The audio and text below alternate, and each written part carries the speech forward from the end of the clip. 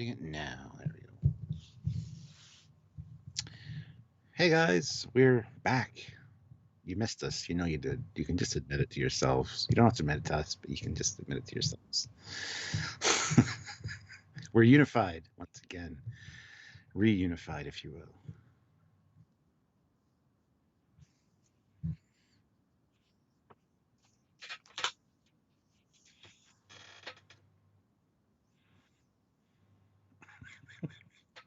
I thought you were going to say UK, Canada, Canada.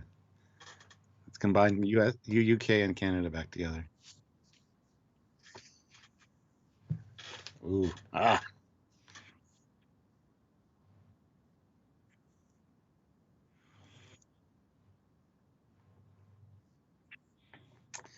It's a mirror universe reunification.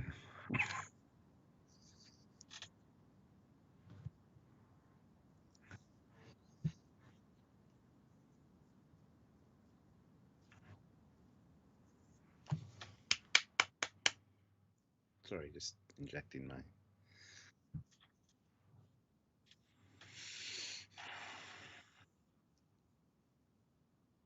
We also dilute the maple syrup with moose and beaver blood, just to like be truly Canadian, and some snow, some melted snow.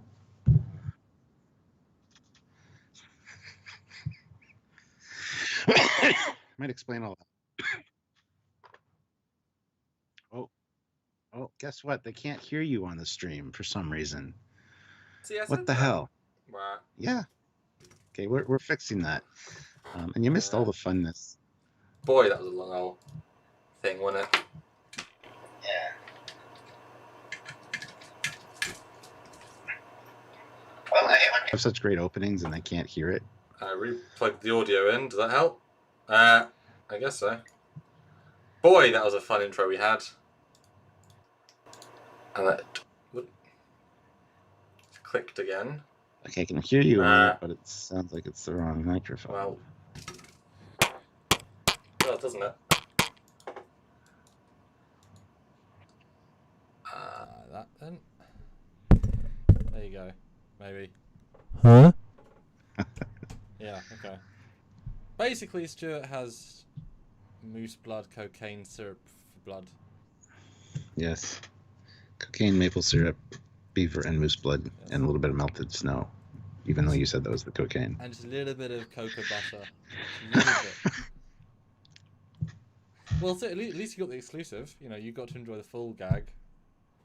Is that the second time ever it's ever been my side that's not had audio? It's always your side. Yes. Yeah. Cocaine, maple syrup, beaver, and moose blood, and a little bit of melted. I'm just listening again to make sure. You sound really faint, though. Oh my god. I mean, I can up the audio. I hate the sound issues. I hadn't changed the things right now. I just pumped my gain up a ton, so. Okay. And I didn't change anything. Yeah, we can hear. You can hear us both now, so it's fine. So we never change any settings. Nope. Oh well, we're back. Well, guess what? We had as many problems Seela had with her wonderful plan. So, oh dear. Yeah, we're actually holographic representations of Samuel and Stuart. So we're not going to answer the chat because we're not that programmed. This is all pre-recorded. Yeah, you can't ask us questions. You can try super chatting questions we won't answer because we are just holographic. We're not interactive. But we can't improve the holographical devices unless you super chat. So it's kind of a catch-22. Yeah. Should we start now? Or no, I guess I should start sharing, shouldn't I? Probably start sharing, yeah. Well, I'll see you in a minute, Stuart. Oh dear. Okay. 3 people here, 21 likes, guys. Hit that like button if you haven't. Pinned a thing again. What's that? Is that still? Yeah, it just keeps. I think the connection's just bad on the microphone, maybe, so it just keeps. So I won't move it, and I'll type around it, which is not very good. Haha. Wish me luck. Haha. Good luck. Way to help us out, show your support for the channel, and also maybe get Samuel on your microphone because it looks like he needs one now. So if you can, please do. We do read all the comments and questions. We want to hear your thoughts on this episode. Anything you don't know, fact-wise that we don't know, anything that we miss, which we never miss anything because we're amazing. At least one half of us is amazing. I'll let you decide which one. But so yeah, super chat. You can also make sure to subscribe to the channel. Obviously, hit that like button. It's a free way to help us. Don't forget to. You can even join the channel if you want to help us on a monthly basis, just for a small monthly fee. That also helps us out, and it gets you really cool stuff when you join the lives. You get your name highlighted. You get your little badge beside your name. You get to use emojis, as Ozzy was showing in the chat there with and the commander. So if you can, please do so. We'd really appreciate it. Also, there is links down below to the Teespring store, the TeePublic store, which is the new store. A lot of people have been buying merch, Trekyards merch, and we really appreciate that because we don't get a lot from that, obviously, but we just like the fact that you guys are interested in the Trekyard stuff. We do some really interesting shirts and designs there, so if you want to go check those out, by all means, please do. Hear me? I want to make sure you guys can still hear me because I just hit my microphone, and hold on. I hit my cable. I'm just listening to the live stream to see if I can hear myself. Oh, yes, apparently you can. There, yes, I heard it cut out there, but anyway, it's back now.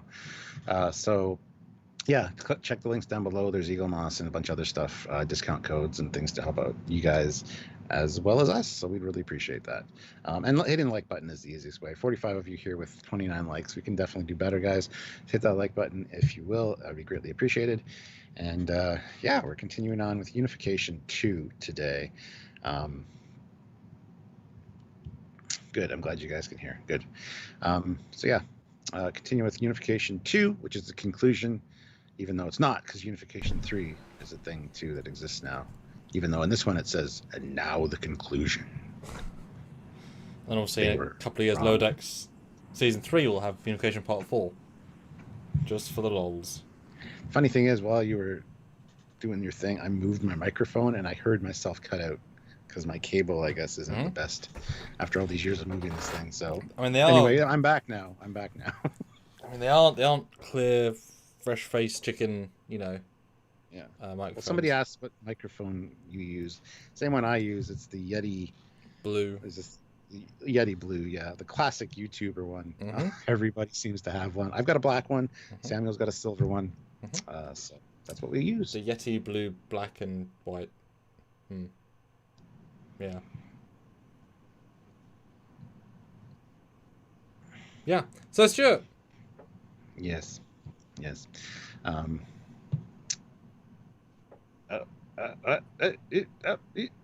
Signal. What the hell, man? Now, you already watched this one yesterday, so... But I think you have a relatively good job of not disclosing your feelings, but talk to us about then, back in the day... Ooh. If you can remember, you've just seen Part 1 in the 80s or whenever you saw it. I mean, 90s. Yeah. Okay. You know, thinking then into Part 2, do you remember any of the vibe at the time of this one actually being on and what you thought? Yeah, I do remember being quite confused about the Vulcan ship thing again, because it's not really clarified. I mean, it is, but I mean, it's not at the same time. So the whole Fat Ferengi thing was interesting and cool little side mission, I guess, but I still can't really piece the whole thing together about the deflector dish that was on a Ferengi ship that crashed in an asteroid, and how that it just seemed like a major coincidence that they found that. But anyway, so I remember being more excited about Part 2 because I knew Spock was actually going to be in it more, and it was good to see Spock on TNG. It's like, this is actually a really cool thing to like kind of bridge the two. So it was a big deal back in the day. So, but overall, the story kind of left me wanting more, and you know, him just staying on Vulcan is like, okay. Romulus. Sorry. There's no real clarification as to whatever happened to him after that until like the JJ films, I guess. So it'd be interesting to learn more about it. I'm sure there are novels about it and things like that, but you know, it is what it is. So I remember being excited and kind of not as disappointed with this one because we did actually see Spock from the beginning. You know, it was a full episode with Spock. So, and there's some really great Spock moments, and you know, it was good. It was good to see that. Cool. What about you? Do you remember the first time you saw this? No, it's such a, because we only ever had the VHSs, and this is buried in the middle of TNG. Like, you know, it would take a long time to watch into, and there's nothing exciting that happens, so it's not one that you go back and watch for the story. It's only to see Spock, but when I was younger, obviously, you're not going to watch a TNG just to watch a TOS guy when you're currently watching Voyager, and you know, it's all one big thing. Yeah. Until you sort of grow up and feel like you know the guy, you know them, and you know, so no memories at all of anything about it specifically. I've only, you know, I've obviously seen it in parts, but again, this is not one I go back to, so I probably haven't watched it all the way through since, you know, the 90s. And first on Blu-ray, as with all these things. So it's certainly surprising in a couple of ways. Again, we know where it was going. That's a big thing of... but what do you think in this? Well, I guess yesterday's rewatch then. Do you have any new thoughts? No, I think that... I don't know if I want to say this one's better. I think it's better for the fact that Spock's in it, and there are a few great moments between either Data and Spock or Picard and Spock that are really nice. Sela just wasn't even needed in this episode, and it's sad that this is like her last appearance because she's kind of useless.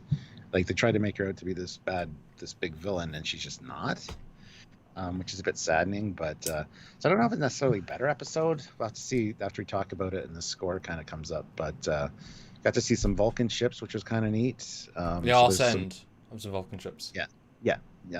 So it was kind of neat that way, I guess. I mean, that's the first time I think we ever saw a Vulcan ship. To this point, yeah. Yeah.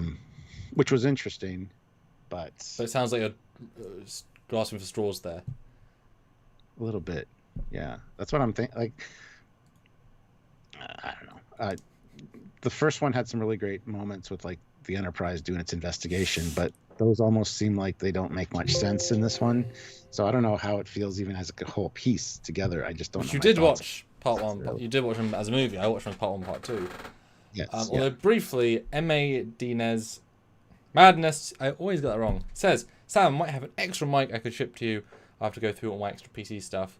Hey, would it sound better than this? If it's a high-end one, you know, I'd rather obviously go up a level. Lovely offer. I mean, if it's a high-end one, then certainly better kit is always good. Yeah. So I address that. But certainly, I'm still waiting for them to make better webcams, because while this is fine because we pump a lot of light in, I would like a sexier webcam. I know we can use DSLRs and stuff, but they've got their own problems, etc., etc. Well, one thing that's really nice too is upgrading like our mics and our cameras at the same time, so we can kind of keep track of how long we've had them instead of kind of shuffling. And that's what we tend to do because that's a good way to do it. So, but considering how many 1,500 episodes this thing's recorded, they do pretty well.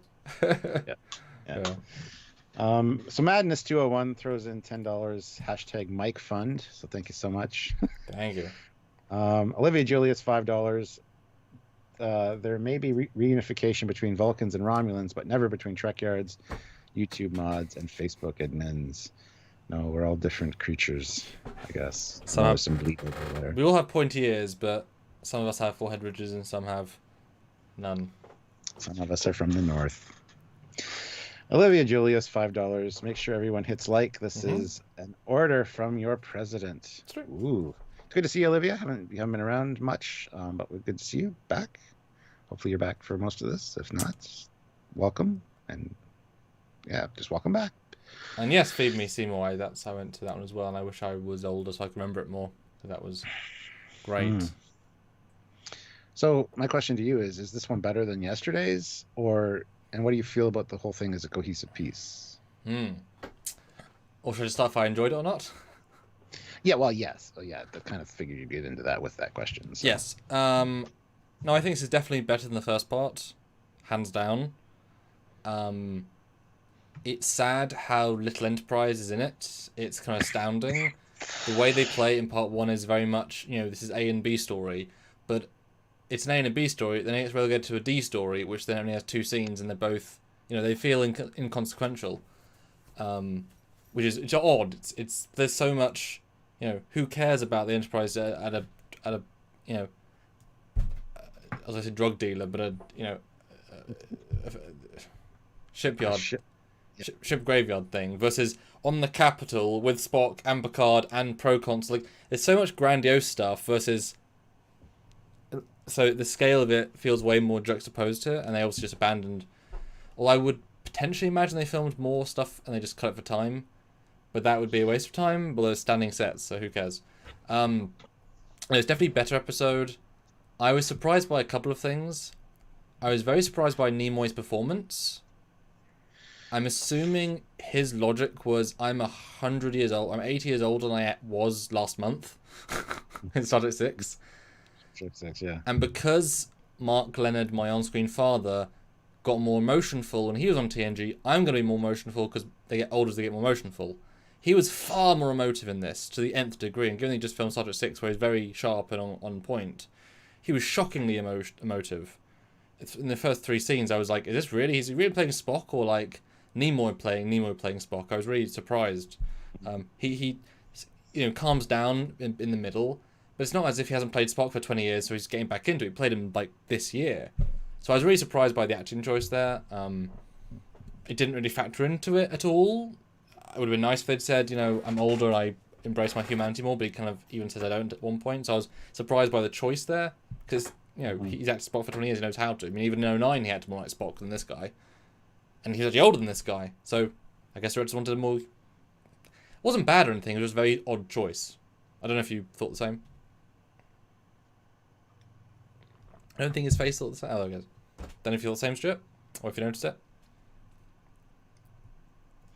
You kind of cut out there, but I did get what you're saying. I didn't. I mean, at the end, obviously, I understand the emotion there with the mind meld thing. But at the beginning, where he's informed that his father died, I think he handled it very stoically and like a Vulcan. So I don't know specifically what you're talking about as far as the emotive goes. Like, please tell me when we get there, because I'm interested. Yeah, I don't mean. I thought he did a good. I don't mean those moments. Those ones he handles fine, but it's all the dialogue in between. Like, he's like, "No, Captain Picard." Like, he's quite like, it's every line in between where he's just talking. None of it's that. At least the first third. None of it's that sharp classic Spock. It's all more emotive. It's all more inflective. It's all more. He's putting more into it than he would for Spock normally, which I was very surprised about. Would you say like a reactionary response, as instead of being passionate? He said more passion. Okay, that's fair. That's good. Which could work, but it's like not, having known Spock's performance for the last 20 years of my life. He's been hanging around Romulus for a while, and they're very passionate people. So he's trying to kind of blend in-ish. It must have been a choice, because it's very unlike Spock, and like I say, just played him in Star Trek 6. So that I was surprised about, but again, it flattens out a little bit. I was surprised how Sela is barely in it. And also the fact that they gave it away with her title, which I hate, because it's like, and Sela's going to be in it. She's going to be in it. Like, wait, it's not a reveal, because it's there in the text, So I wish I hadn't have said that, but also it isn't revealed because we know she's going to be in there. I love the Proconsul's acting, although I get the thing he watched some TOS before that. He's like, Spock. Like he has Shatner mannerisms for some reason. That's got to be intentional. Or they hired him because he kind of reads like Shatner. I was just like, why is he saying Spock like Shatner in the 60s? Why? I guess that's maybe a joke. I never got that sense. Yeah, it's blatant. Like, you don't say Spock like Spock. It's very specific, so that was kind of fun. It was kind of... But just his whole acting style was quite unique. Yeah. The actor. But look, friendly to the point of being too friendly, right? But watch it again with thinking, is this like William Shatner when he's being a bit more quirky? You'll see the parallels. It was fun though. The ending's quite dramatic, which I liked, but the whole plan falls apart as well. The whole Romulans plan. It's it really hinges on every scene Spock is in, which is a lot of it. It also made me wonder how long Spock had been on to Pardak. Like, was it a realization right then, or did he know for a while and was kind of just going with the flow? No, that second, I think that was... I didn't get for a second that he was... Because Spock's not smart anymore, let's be honest. He's always starting to be senile. He's never one step ahead here. He's never thinking... Like, he even says at one point, they want me to play this part, I'll play it. Which is just saying, I'll walk into the trap knowing it's a trap. which doesn't give you an advantage most of the time because it's a trap they've carefully planned for you. Well, the reaction from Picard after he says that too, with a little bit of a smile on his face, was like, "Oh yeah, you know what you're doing." So it was kind of like, "Well, does he though?" Like, I get what you're saying, but he's not in control of the situation. I'll play the part that they'll have me play. That's the logical thing to do in the situation. Sure, would be my guess. To see what's happening and where's going what, but he has no great plan here. He's always on the back foot. He's always whatevering, because at the end of the day, he's a big celebrity walking through the capital city, unguarded, without a hood. Every single day he walks out in the streets, he could get arrested, and he's doing it anyway. He's just living life. Just, it's odd. It's very odd. Like, him being in the caves makes sense, but he seems to walk around casually and eat casually. It's like, not to say he's the most famous Vulcan ever, but you'd think they'd at least have facial recognition scanners on Romulus to detect people. Oh wait, that's Spock. Oh shit, let's go get him. They'd be aware of that he was there for sure. Which I love the idea if the whole thing's a Sealer trick, because they do kind of say at the end Pardak is Sealer's bitch to bring him, so it is all intentional. But I guess you could say fundamentally, yeah, maybe it was all just like literally was all Sealer's plan, and therefore it was all just and so I guess that would add a bit more value. If the whole thing was a conspiracy, that's why he's so naive, because everything's gone so easy for him. He's like, well, hey, I've watched Romulus for 6 months and no one's caught me. They must not know who I am. And Sealer's like, this guy walks into strip clubs, visibly saying, I'm Spock, and no one... Oh my god, it makes it so hard not to arrest him. So I guess so.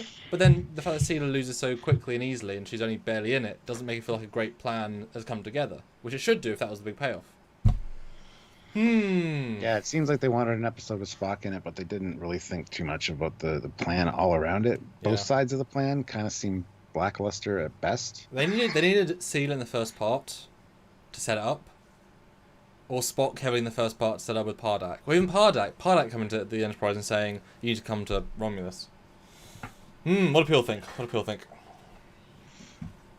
I don't know. Let us know what you think, guys.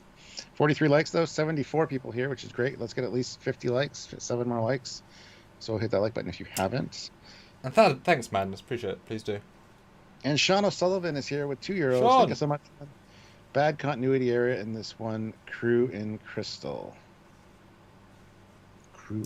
Please clarify. I'm trying to think what the hell he means. I don't know what you mean.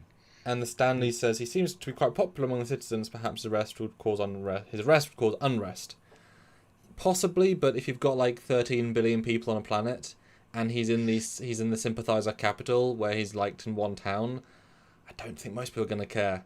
I think most people would be fine with him, because they even say the pro-consul could get the pro-consul without appeasing the traditionalists, which implies there's far more of them than the non. So that's already a percentage of people don't want him. That's possible, but it would have made more sense if they had filmed on location with like some rural Romulus. So it was like, I'm in a small village, which isn't the city. Even their use of the establishing shots of the Senate, which is not the Senate at this point, but we know it is later. How can he be that close to the Senate and not get caught? But it's not. We just see streets. Yeah, and that's what Sean means. There's a reflection of one of the crew members in the crystal. Now I know what it means. I don't know if I got a screen cap of that. I didn't notice that. So. Yeah. Now that you said it, though, I do remember seeing something about that a while ago. Yeah. Well, let's just get into it then, I guess. Yes. So this is where he tosses the lightsaber behind him, and we're very disappointed. Oh, wait a minute. No, wrong one. But yeah, this is Spock's like, it's not any concern of Starfleet why I'm here, and Picard's like, I disagree. But anyway, Spock says he's on a mission of peace, and he'll advise Starfleet when it's appropriate. So he's going to wait until, I don't know, that's kind of a stupid idea in my opinion. Not very logical.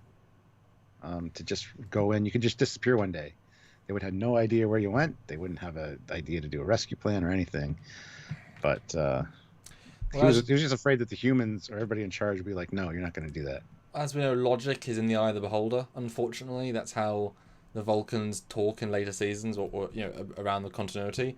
In his mind, he has less chance of being noticed if a one person goes in undercover, That's why he sends stealth missions. That's why he sends informants. Yep. It's just he's also one of those famous people. So it's like, I mean, Harrison Ford is filming in the UK right now, or at least wasn't, he hurt his arm, and he was getting mobbed by people because, of course, once people started noticing he was there, he's one of the most famous people in the world. Sorry, people are going to notice. Now, he's slightly different, but yeah. Well, I love Picard's reference to this kind of cowboy diplomacy won't be tolerated these days. Like, just referring back to TOS and the very frontier-like atmosphere with Kirk doing his thing. And Spock's like, cowboy diplomacy? Like, I love that. And then later it's brought up again. But that was really well done, I think. Just that little nod.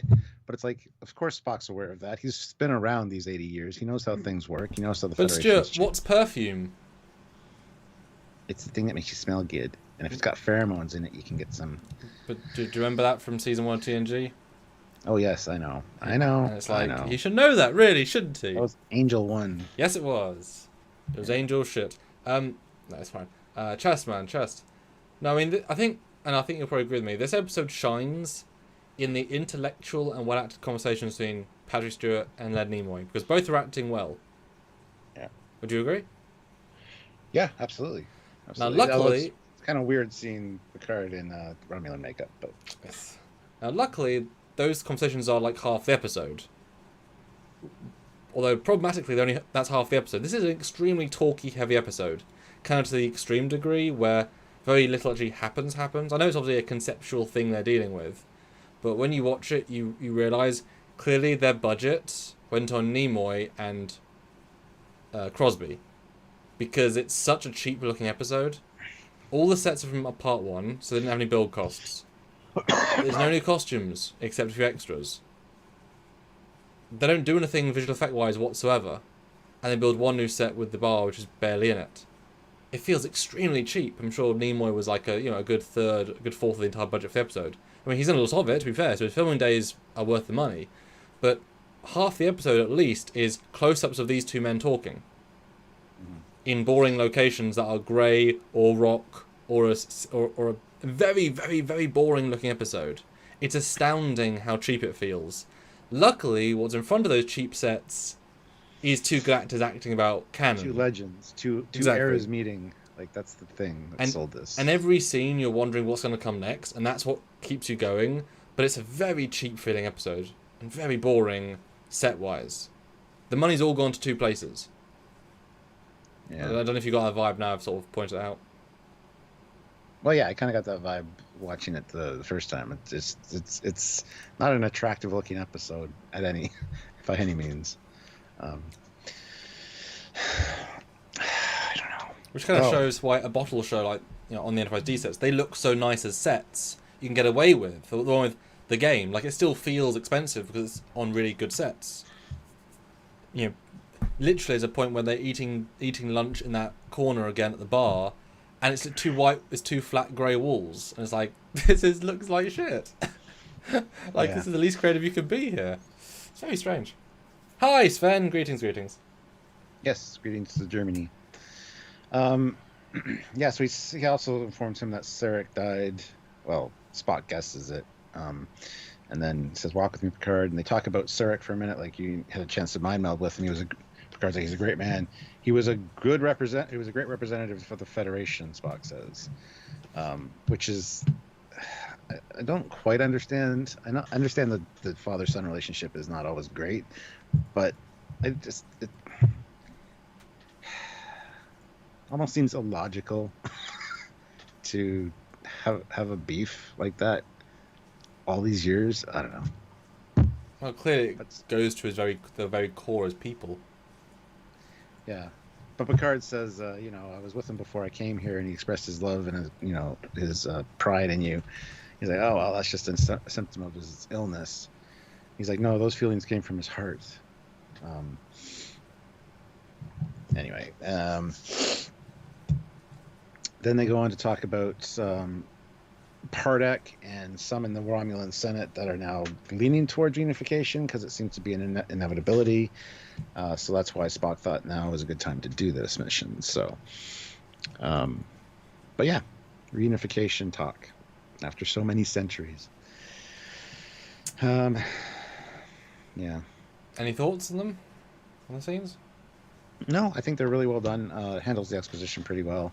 Um, the Again, the Spock Sarek thing is interesting. They're trying to make it more dramatic, I think, but it carries on through right from TOS where they had issues where So I think that's good, but I still don't understand because things seem to get better in the movies with him and his dad. Well, the Cardassian Federation War Steward broke apart again.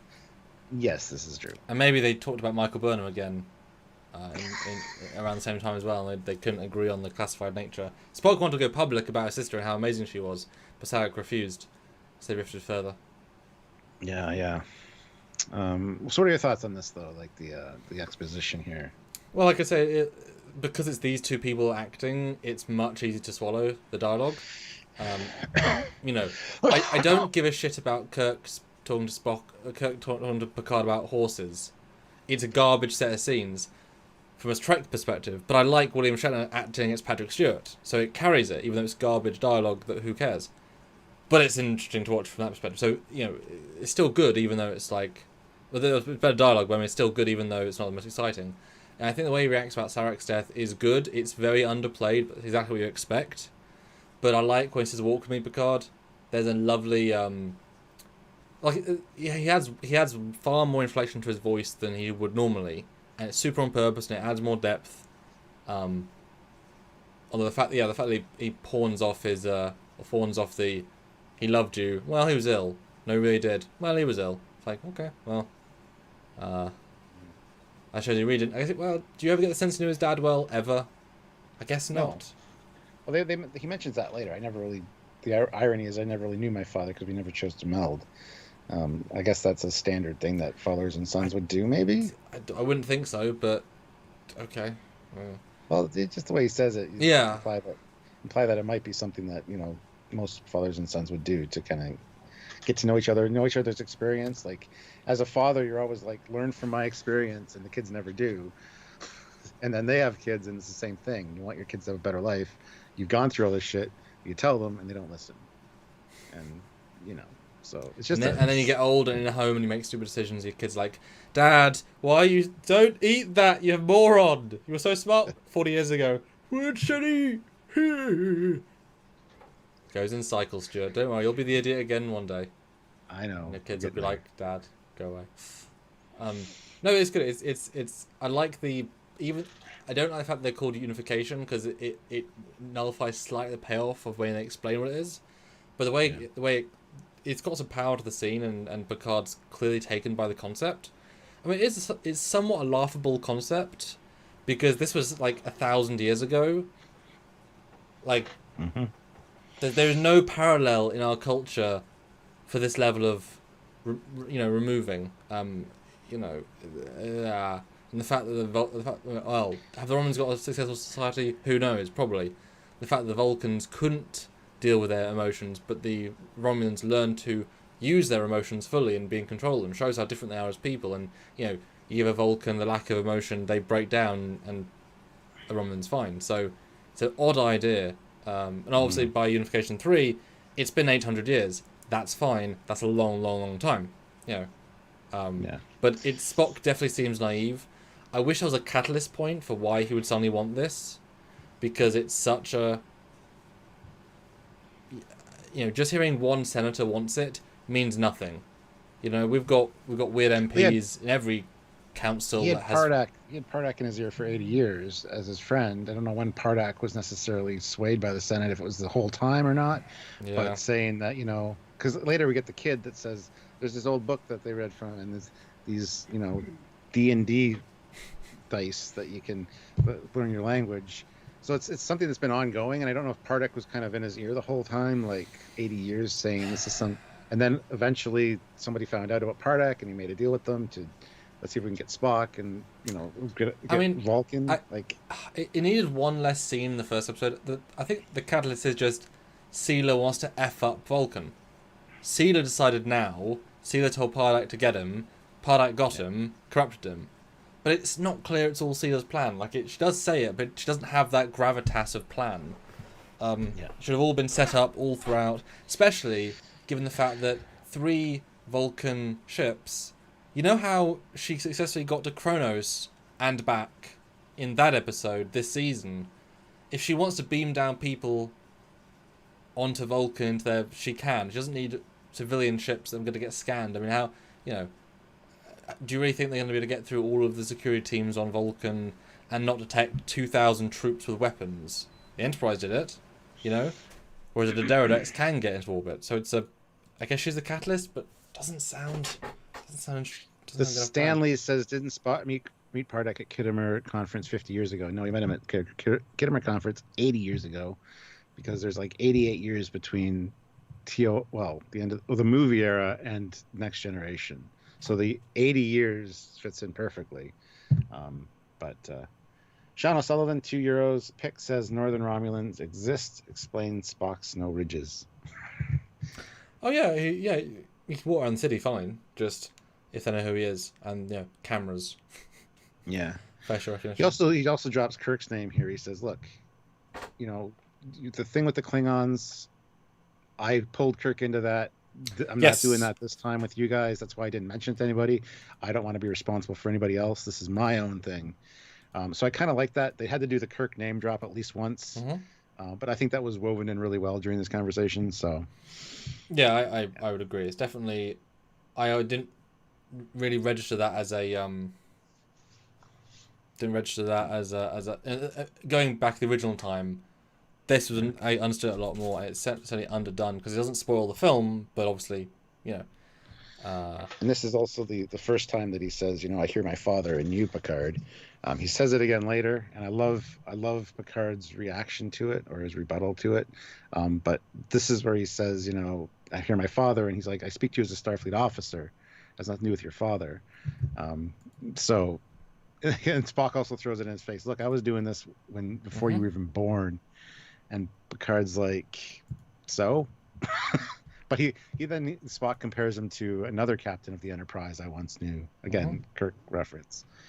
And then I'm in good company, sir. So it's a great way to end the scene. But I think this was a really good scene between Spock and Picard. Yeah, it's like I say, these scenes are what gives this the weight. And it is just mostly in close-ups of two people. It's odd how good it is, but the fact that links are canon, like I said, now I'm just biggest takeaways. If this is Caesar's plan, had to be the whole way through, had to be a real sense of, because it just feels as if he picked up one day and said, "Yeah, I'm just gonna go to Romulus." Why? I just felt like it one day, unless he's getting senile and old, which he clearly is in 09 because he doesn't want to save Vulcan. But this is quite a bit before that. And like you said, the fact that going without the Federation's approval is an interesting double-edged sword, because he has worked for Starfleet for 100 and something years, half of the Federation's life. So you can't, unfortunately, Spock, you don't have a right to do stuff by yourself anymore, because you'll always be looked at as one of the Federation ambassadors. Sorry, the fact that you even call you ambassador still implies you're still an ambassadorial rank. Otherwise, I just call you Spock. So he's a bit naive to think he can do it by himself. But then he should have also freedom of expression and go do it himself. But to not even tell the Federation what you're doing. Yeah. So, one episode of Babylon 5, they at least leave a voice message for the people saying, "Well, you wouldn't like it, did it anyway. Here's the plan." It took a spy satellite from the other side of the quadrant to zoom in on your face next to a bar you're going to eat out for the next week to see you were there. So it's odd, but they didn't think the story through, Stuart. We could tell. It was just that we want to get A, B, and C here. Yep. They didn't expect people to analyze it. Even though it's the one with Spock in. I know. Olivia Julius, $20. Did you know the captain has a YouTube channel? He pilots solo? That's right. The Captain Foley YouTube channel. He does great captain's logs that are runny, but kind of solid. That sounds disgusting. And rant alerts where he complains about the most minor things. This is true. So thank you, Olivia. The next scene is on the Klingon ship, and it's Data. I mean, Data didn't use his Romulan disguise very long. He's still wearing it here, just like, hey, look, this is a thing. But he asks for permission to use their computer to be able to get into the Romulan encryption files, and also to signal the Enterprise. And the Klingon's like, we're not giving you our access codes. And he's like, well, you can change them when I'm done. And then says, we'll just piggyback the signal on a Romulan carrier wave. And the Federation's agreed to give you any information that we find. Well, from the no. Picard has, on his own authority. Picard? Oh yes, Picard, because they haven't told Starfleet. And Captain Picard has authorized me to share with you. I mean, it's a minuscule distinction, but I like the fact that they might not like that if they get big secrets. Just saying, it's not a small thing. Anyway, I love the reaction of the Klingon captain. He kind of sticks his tongue out for a second, bites it. It's like, ooh, all right, because he's gonna claim that was his idea. Yes. But I think this is a really great scene. But again, poor Brent got in this makeup for like one scene on Romulus, and then, Well, you say that. Oh no, he didn't get paid more, because you always get paid more if you're in makeup. He's always in makeup. Although to be fair, this would take less time than his data makeup, I would assume, because it's less intensive. So he probably enjoyed this. It was a less intensive day by like half an hour, and easy to take off as well, because he got to unpaint. This one, he just got to rip shit off. And this episode, I wonder why. In this episode, they use the Klingon bridge fully. You see almost every angle. You get a good sense of it. You get it, and like just like you said in the captain's chair, gives it depth. It feels like a good use of the set here. I wonder if it was being used for one of the movies at the same time. They couldn't get it the first time. They just used a corner, but it feels good in this episode. It's like, you have an expensive set. Why aren't you using it? But they did better here. Olivia Julius, $5. Puggy treats for the puggy. Please feed her. It's been a while. And obviously drink. She only eats when you super chat, Olivia. So that's why she's responsible fat, then. For her. Well, yeah. On some lives, she's fat. But I'm intrigued by the. Well, okay. Let's have an elephant in the room, Stuart. How did they beam data back up from the Romulan Senate district to a cloaked bird of prey in orbit without being detected? Because they make a point of saying, well, we can't send signals, will be detected. But how did you beam somebody? And they do it multiple times here. And it's never made mention of. Magic. I don't know. There's no explanation. And it's not even played as a big deal. So I'm assuming you can beam while cloaked, which, okay. And if you can do that, send the damn Deredexes to Vulcan, beam them down. You can beam 2,000 troops and 10 Deredexes. Why are you sending troop transports at Warp 1? If Klingons are shitty, Kavort can do this, does this mean secret meetings are going on all the time? Yes, it's Romulus. But it's just played for nothing. This isn't some planet. It's Romulus, and they can't detect you. They can't detect unauthorized beams. Jesus Christ. Yeah. Next scene, we get the flower delivered. That means Pardek will be there shortly. We get more soup. I mean, the soup looked interesting. They didn't have spoons, nor did they even touch their soup, which really bothers me. It always bothers me in movies, the trope of, here's your food, discussion, let's leave. It's like, no. Do you have spoons? I like that. In this case, I kind of get it. They're behind enemy lines, whatever. But still, it always happens in every show you see. It's like, eat your fucking food. It looks so good. Just eat it. Anyway. But no, it's it starts nice with the set, but then it devolves once again to close-ups of these two men talking on blank backgrounds. It's remarkable, and everything's the same color. It's like, I like what they're saying. Boy, they've shit art design. Yeah, when Spock accuses Picard of being closed-minded, and that's what's kept the Federation and the Romulans apart for years. No, I think the Romulans have kept the Romulans Federation apart for years. Yeah. Just shows how Spock is so open-minded. He's too open-minded. Spock's like, we can either keep going this way or we can change it. I choose the latter. I choose to change it. He used to be smarter. I'll be the first to cheer once the neutral zone's gone. But it's a nice line. I don't think this movement's strong enough to really shake up the political landscape at all. And then Spock says you can change the landscape with a single flower. It's like, ooh. Very clever. And then Jolan True Kid comes along, but we'll get to that in a second. I think you want to say something. Yeah, no, Spock is clearly old. He's. I just wish there was the catalyst for what this is to explain his personal, and even if it was as simple as my father forbade it, therefore I did it anyway. That would have been enough to give us a stupid motivation for Spock to do this, because I think honestly he's doing a suicide mission. He can't believe this is going to work.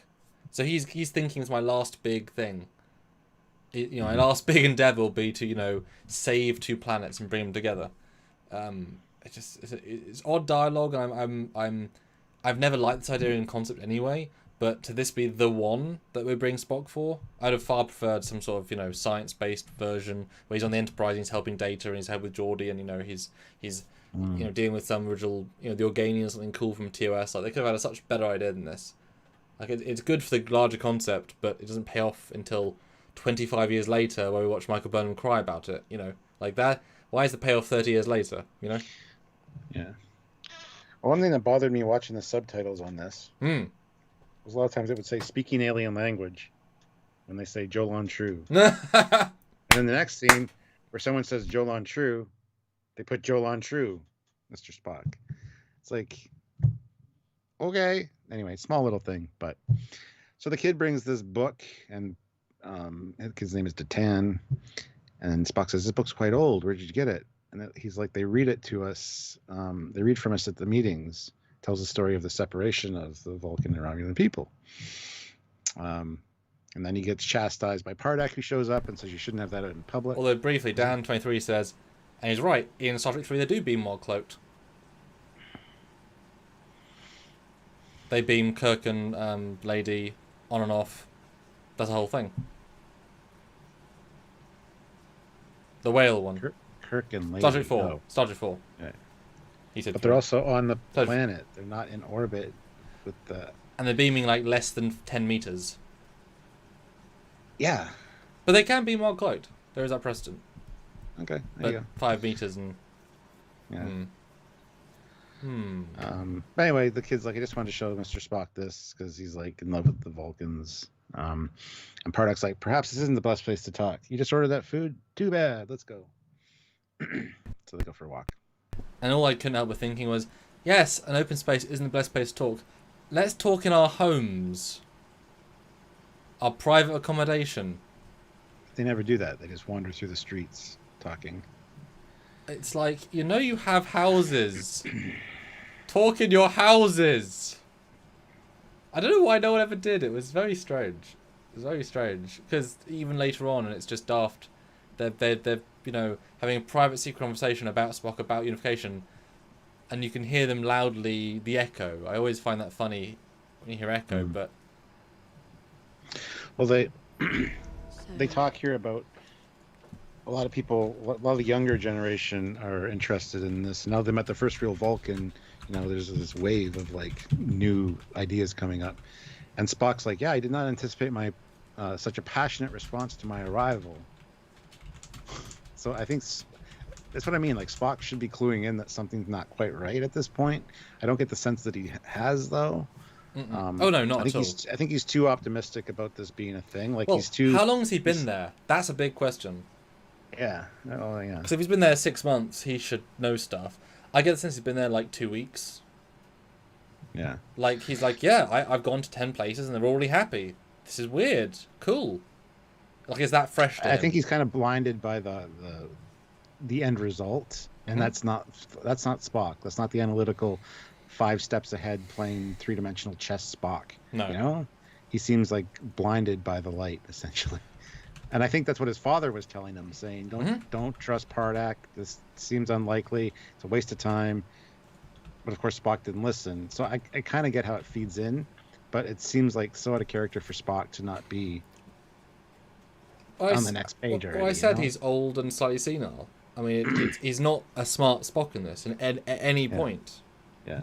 He really isn't. And he's more emotional. But I think he also is blinded by the idea that he thinks unification is logical.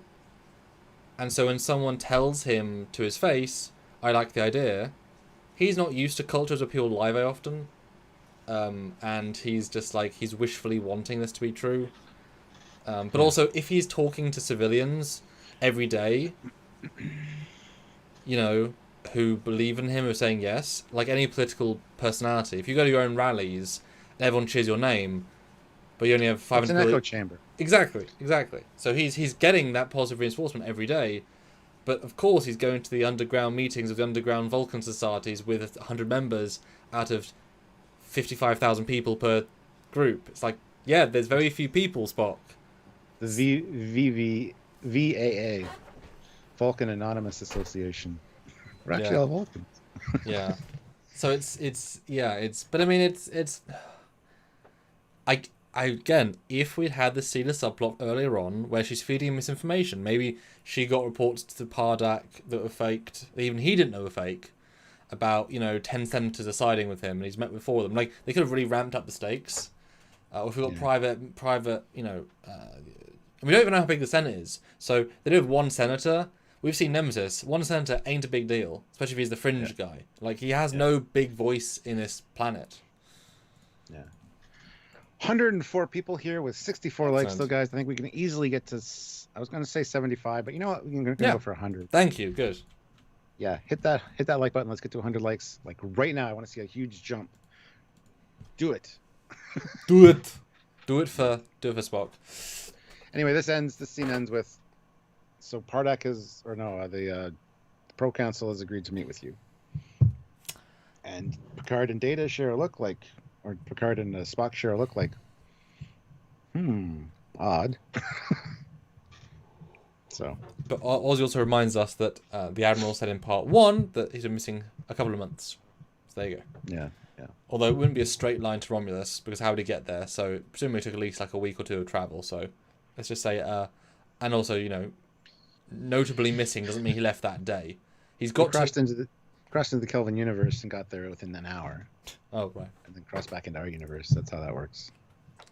But you've got to wonder how long, when would he be noticed to be missing? What, not the next day? What does missing mean? So it's probably at least a week. People can't find him because I must need him, etc., etc. He's put all with affairs in order. He's not an active ambassador anymore. But yeah, let's say a month and a half. Yeah. Yeah. Then we get the Enterprise. Nice. In the shipyard. Yeah. Some ships around. I don't even recognise the one on the bottom right. I don't know what it is. This is where he goes to the bar and meets with the female. I like the interactions here. Like he's kind of suave and debonair and like flirts with her a bit, and her to talk to you about your professionally husband. Flirts. He's like, which husband? Yeah. Like it was great till just now, kind of thing. But yeah, so he wants information about her husband's partners, and her husband was the captain of the ship that just got destroyed in the last episode. Which is odd they would know that, because they didn't talk to the ship. They don't know who the ship was. They had no signal. There had no scans. How do they know the ship was captain?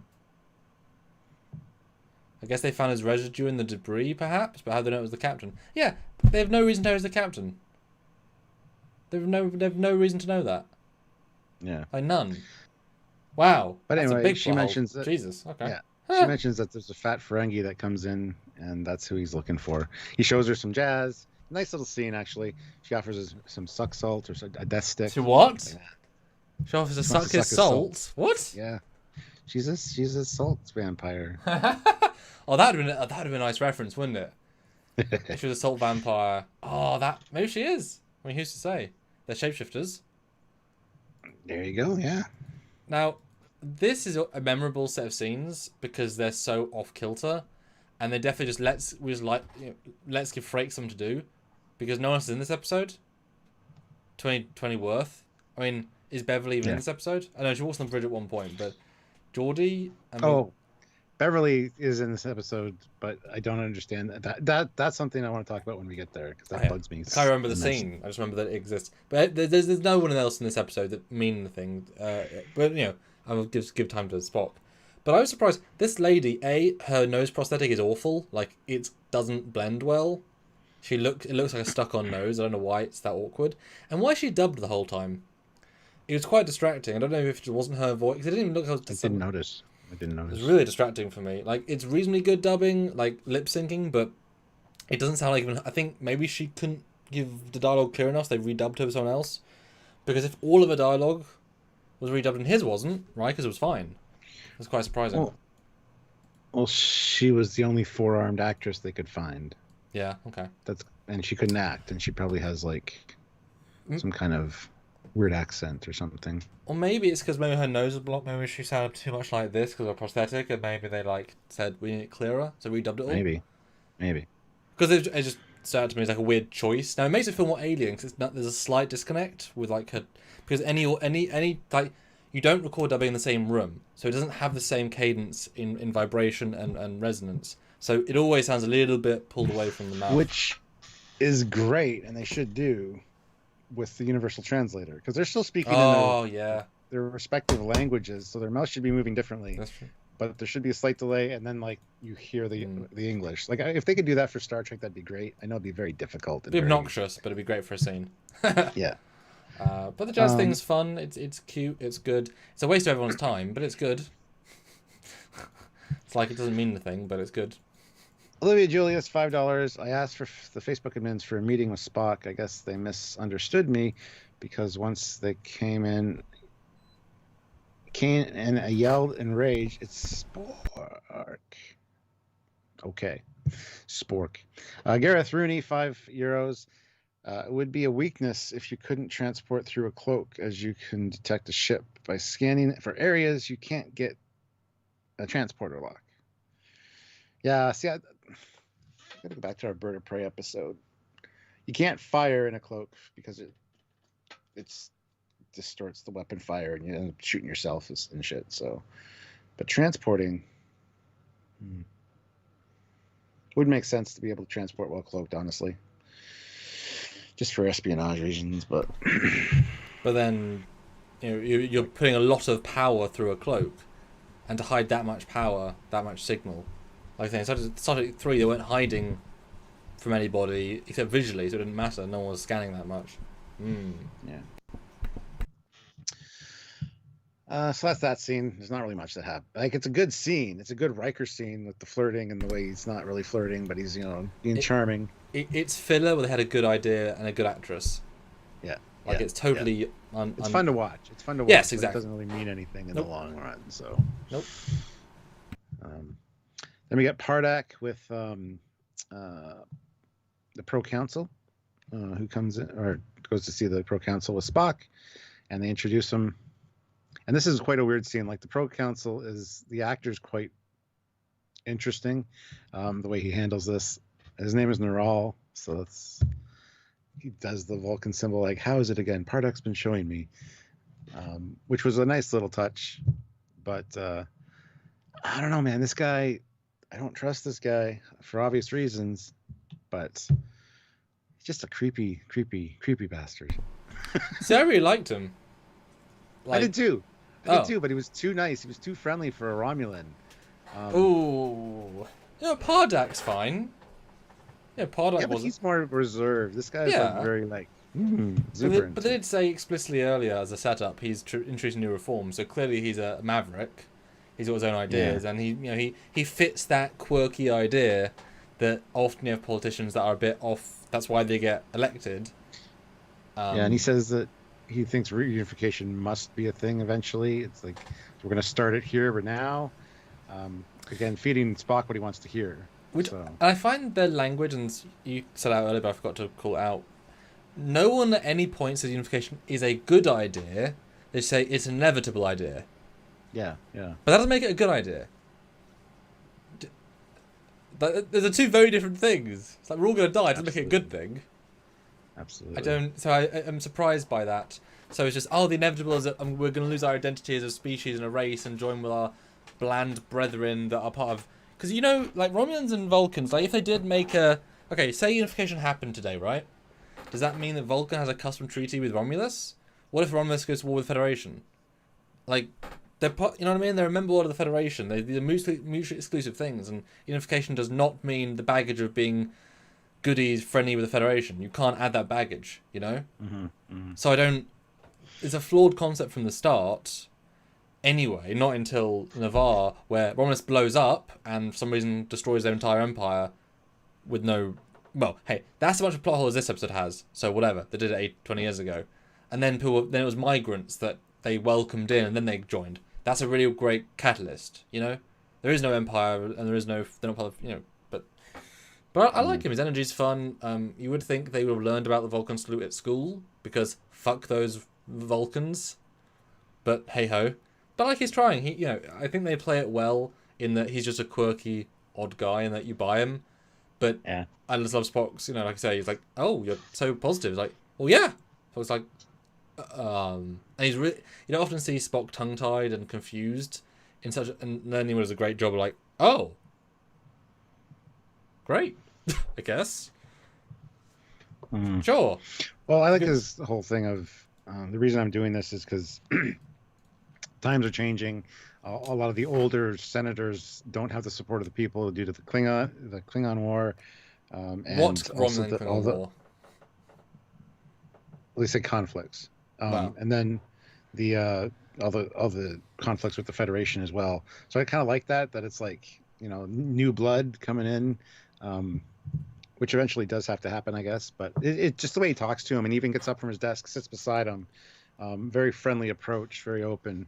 And says, can we meet tomorrow? Because, he gets a message that the Senate's going to be back in session, so he's got to go do his thing. Says live long and prosper, and then Sela comes out. Which, for some reason, the music cue says it's powerful, but she doesn't have that presence in that scene. She had to say something cool. She says nothing. She says she nothing. Just stares at the door and then looks at the pro-council. You needed one thing, like, or the plan's afoot, or you did well, or... something. It's or that was almost too easy, and yeah. then later you find out that Spock has actually been kind of on to them the whole time, which he definitely was not. No. Yes. Jeff Harris, though, $20. Thank you so much. Oh my God, Jeff!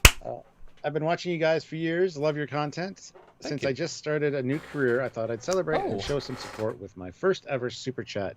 Keep on trekking. Well, thank you very much, Jeff. Thank you. That's very great. So thank you so much. Tell us you can tell us what job it is. Are you excited? Good luck. Have fun. Kick butt. Unless there's a no kick butt policy, not even contact. In which case, don't kick butt. You might get fired. Unless you're an MMA fighter, then maybe kicking the butt might be really good.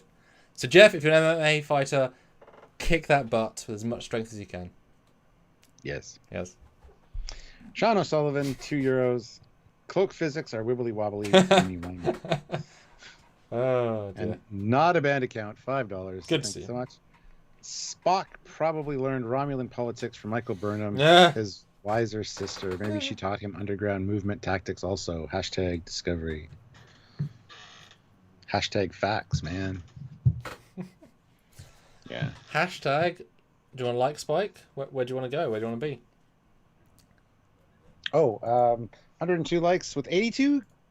102 people here with 82 likes. What the hell, man? Come on, 18 more likes. Let's get to 100. That should be easy. Somebody out there sitting there not having hit their like button, and that's not cool. That's not cool, man. Hit it.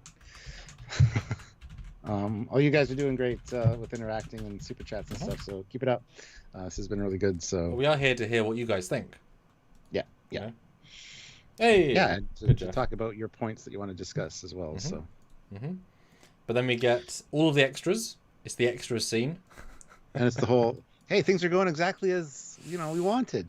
And Spock's like, yeah, it's a little bit too convenient, don't you think? Well, no, Picard's like, it's too convenient. He's very stringent. Like, the Federation don't want unification. It's like, I don't care. I'm fine. It's not about that. Calm down. But Spock makes the point of saying Captain Picard is right. It is not logical for the Pro-Council to support reunification at this time. So this is, at least he's like, this is too easy at this point.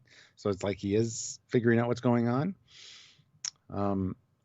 But yeah, why would they lie? Well, just to expose members of our movement, probably. Well, it's amazing. Romulan asks, why would they lie? Yeah. Well, then the whole conversation of it's the Federation that fears an alliance between Romulus and Vulcan. It's like, no. Sorry, what's that gonna do? There's Vulcan deflected issues on Romulan ships? Oh my God! What does that even mean? How is that an issue? Why would you want a Vulcan deflector? Because they're Romulans. They That was so rude. But you know what I mean? Like, what does that even mean? They don't know anything about whatever. But yeah, naive people.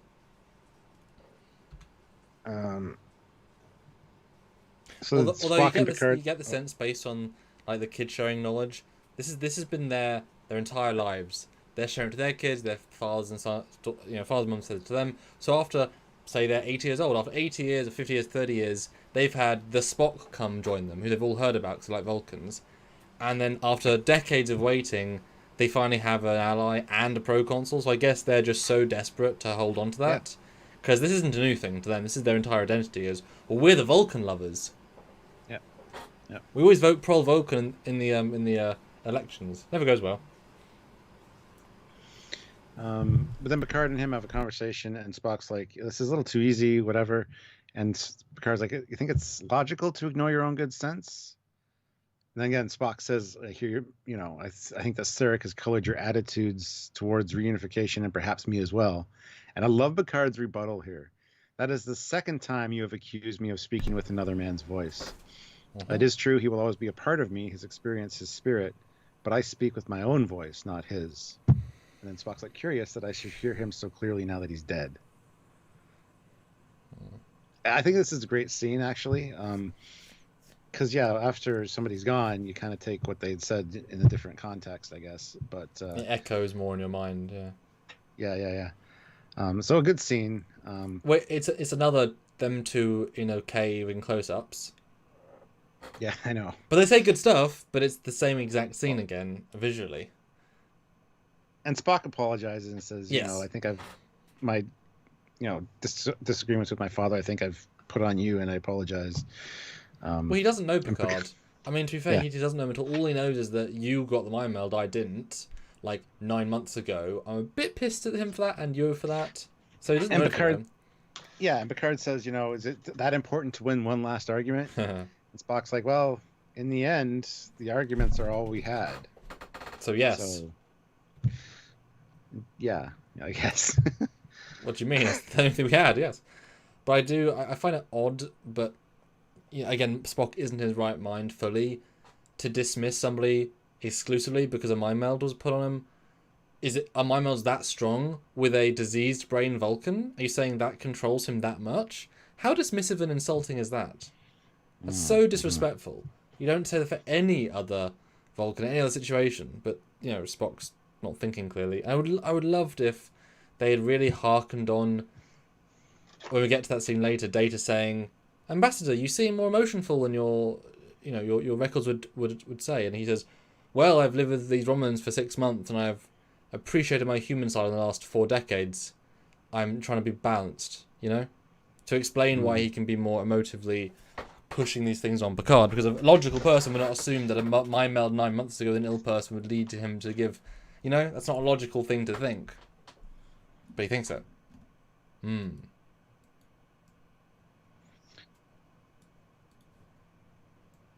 Yeah, exactly.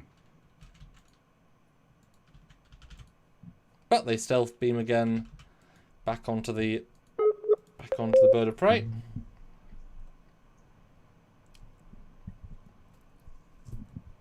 Yes, Dan, they do. Before we close out the last scene, though, this is where Picard says, "Well, what if it's a trap?" And Spock says, "I'll play the part that they will have me play."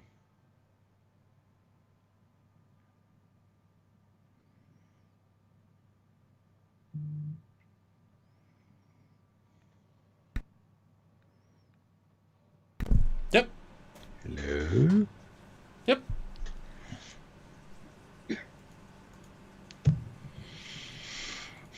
I don't know if you guys can see me or hear me. I think you can. Stuart can't tell. But I can't see Samuel or hear Samuel, so I'm dear. going to hang up now and call him back on Skype. Oh, no. Oh, no. No.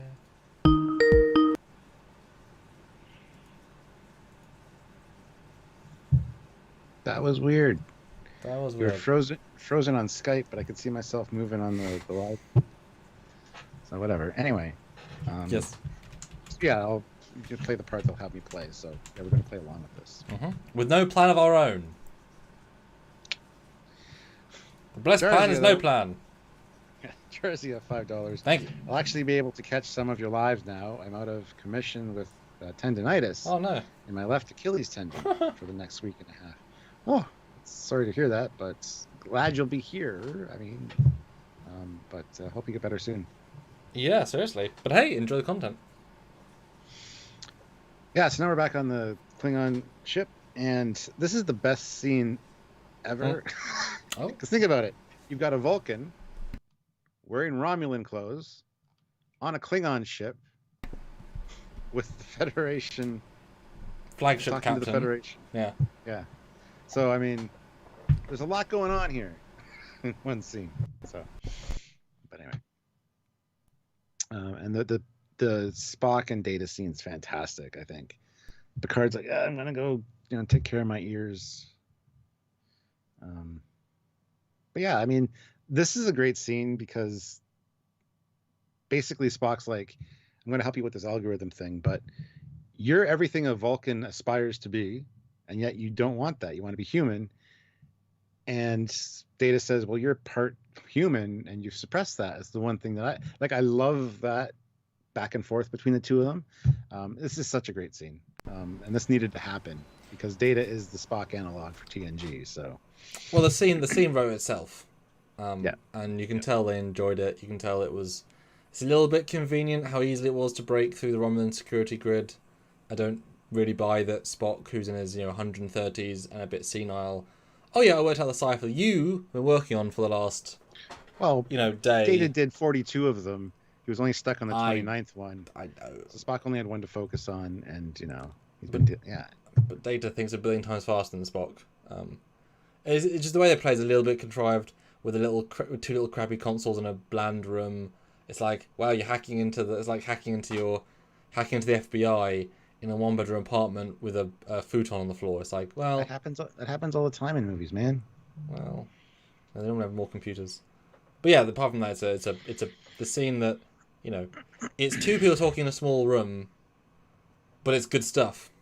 Cheap episode, but this is what you want to watch, And what's happening with the Enterprise, Stuart? Anything or nothing? Oh, we got Worf asked about Klingon opera. He sings some. Ah, yes. Fat Ferengi comes in. I hope Michael Dorn liked that. Hello. I hope Michael Dorn was like, I get to do what? Sorry? Okay. It's good, though. Although, how long was he waiting there? 3 days in the bar? Because they say wait several days. Just chilling out, getting drunk. Anyway, Fat Ferengi boy comes in and we call Riker up. Doesn't like his salmon. Yeah, he wants a napkin.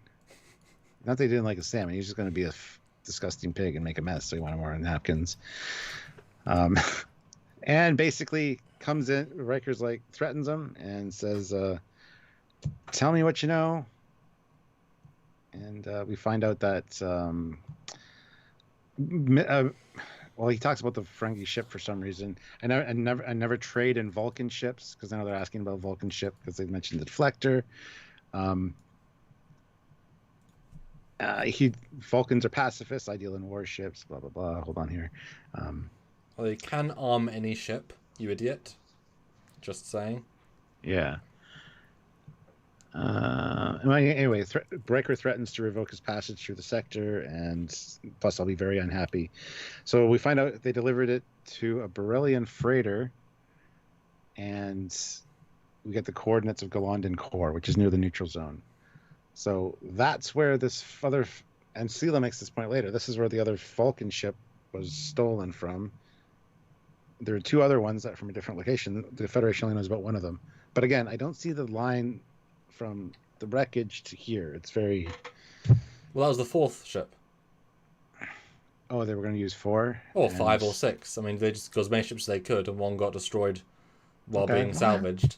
Or, more likely, they salvaged old ships, but they actually had to outfit them with some stuff, because it's unlikely that the Vulcans would let really crappy looking old ships, but they had to repaint them, add new tech, and so the Ferengi had to buy salvage and repair it and put it together in 3 new hulls, which could have been 4 at some point, but then 3 was the main amount.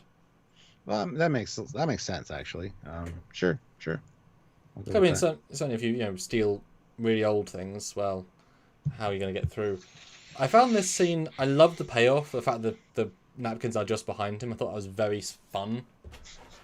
Yeah. Because it's just such a nice. Although I appreciated the ladies, because she's clearly Centauri from Babylon 5. I mean, look at her hair.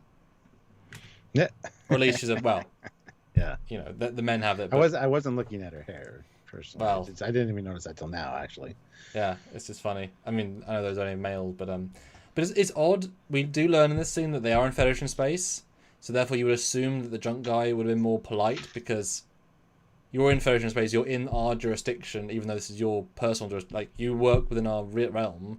Although, if, 5,000 light years any direction is all Federation space, it doesn't matter. You still have the Wild West of Federation space, but still. But the acting captain of the flagship just threatens physical harm, potentially. Well, he grabs him. Like, I was expecting the Ferengi to yell, "I'm going to launch a formal complaint." Because, how un-Star Trek and Starfleet of them to do that. And they have no knowledge this goes beyond them at this point. So, physical violence on random mission A. There's no link here apart from Spock's a Vulcan to Vulcan deflector, but that in itself is not enough to link the two. I'm sure Vulcan crew members on the ship doesn't mean it, so it's a bit of a, he's a bit un-Rikery for the scene. Or they push him to 11 to speed the scene up. When does it matter where they found out where they were? Like, Glaunding Core, I guess all this is just to get them closer to the Romulan neutral zone, so they could be closer to Romulus. Because once they get to Glaunding Core, doesn't mean nothing. Nothing happens, except they're close to the neutral zone where the other ships come through. But the neutral zone's huge, so okay, happenstance, I guess. Although it was nice to mention Glaunding Core because that was previously mentioned. I think they went to Glaunding Core for the defector. I think that was that planet. Yes, it was. So, which is kind of funny. Later on, they mentioned there could be a secret cloaked base here. What, like when the last time we were here 2 years ago? Oh dear. Fleetbox Swiftback, $2. Hey, look, it's a fat Ferengi. Beat his ass, Riker. Yeah. Show me the man. Then we get the transmission between Picard and Riker. They suss out that the Enterprise is going to go to Glaunding Core. And that Spock is really hopeful for reunification. As long as there's a chance of success, he's going to go ahead with it. And even Riker says at this point, I can't see how a Vulcan ship is going to fit into all this. We get that answer soon. But a little over 8 hours for the Enterprise to get... Now, how long is it going to take you to get to Glaunding Core? A little over 8 hours. All right, cool. Well, we'll talk to you later kind of thing because their carrier wave's disappearing. And then Riker automatically take us to Glaunding Core, warp 8. I'm gonna go warp 9 and get there in 6 hours. Like, again, I hate the warp factor things. Well, also, if they're that close to Glaunding Core, to the Romulan neutral zone, then this dealer of the planet they're on, which is the orbiting dockyard, is over there. So that's 8 hours at warp 8 is on the neutral zone. That's like the town over. Mm-hmm. So you wonder why they nicked a ship here. I mean, there should be the pterodactyls everywhere here. They're basically on the border of the neutral zone. Not the safest place to be, which explains why they don't care about Federation, because they're right on the border. But 8 hours is the closest you could possibly be, pretty much. Yeah. It's real close. Now, if they said warp 8 at 8 hours at 9.95, like top speed, that would be like, okay, yeah. An average freighter, that's a week, But they're real close. Mm-hmm. Next scene is. Oh, and do you think it was weird as well? They can have real-time communication from Romulus to past the neutral zone. Piggybacking on a Romulan signal. But real-time. I know. I thought that was weird. Yes. I mean, that's like half a quadrant potentially, and you can't. It'd be hard to argue they're bouncing on 50,000, satellites because. I'll be honest. I really wish in this scene they'd cut to Seela watching them. Because I can't really buy that they aren't monitoring this. That he's smart enough. Because they know where the bird of prey is. I'm sure they do. I'm sure the Romulans must know everything here. I would love to, and because they give all the information away. It's so unsecure. It's just so... This is the espionage race of the quadrant, and they're just blatantly saying it in real-time visual, not even coded. It seems odd to me, but I wish we cut Seela looking, saying, excellent, they're coming back to the planet, or something, Give us that they're one step ahead, Yeah. But yes. Well, this scene they talk about the trade-off between the oh my god, I just had it, the Romulans and the Borellians, and the Klingon captain's like, hey, it's fine, it's probably nothing, but this corner of the bridge is the exact same spot where they for Star Trek 4, where Spock was sitting. This was his station, and it looks the same, so I mean that's awesome.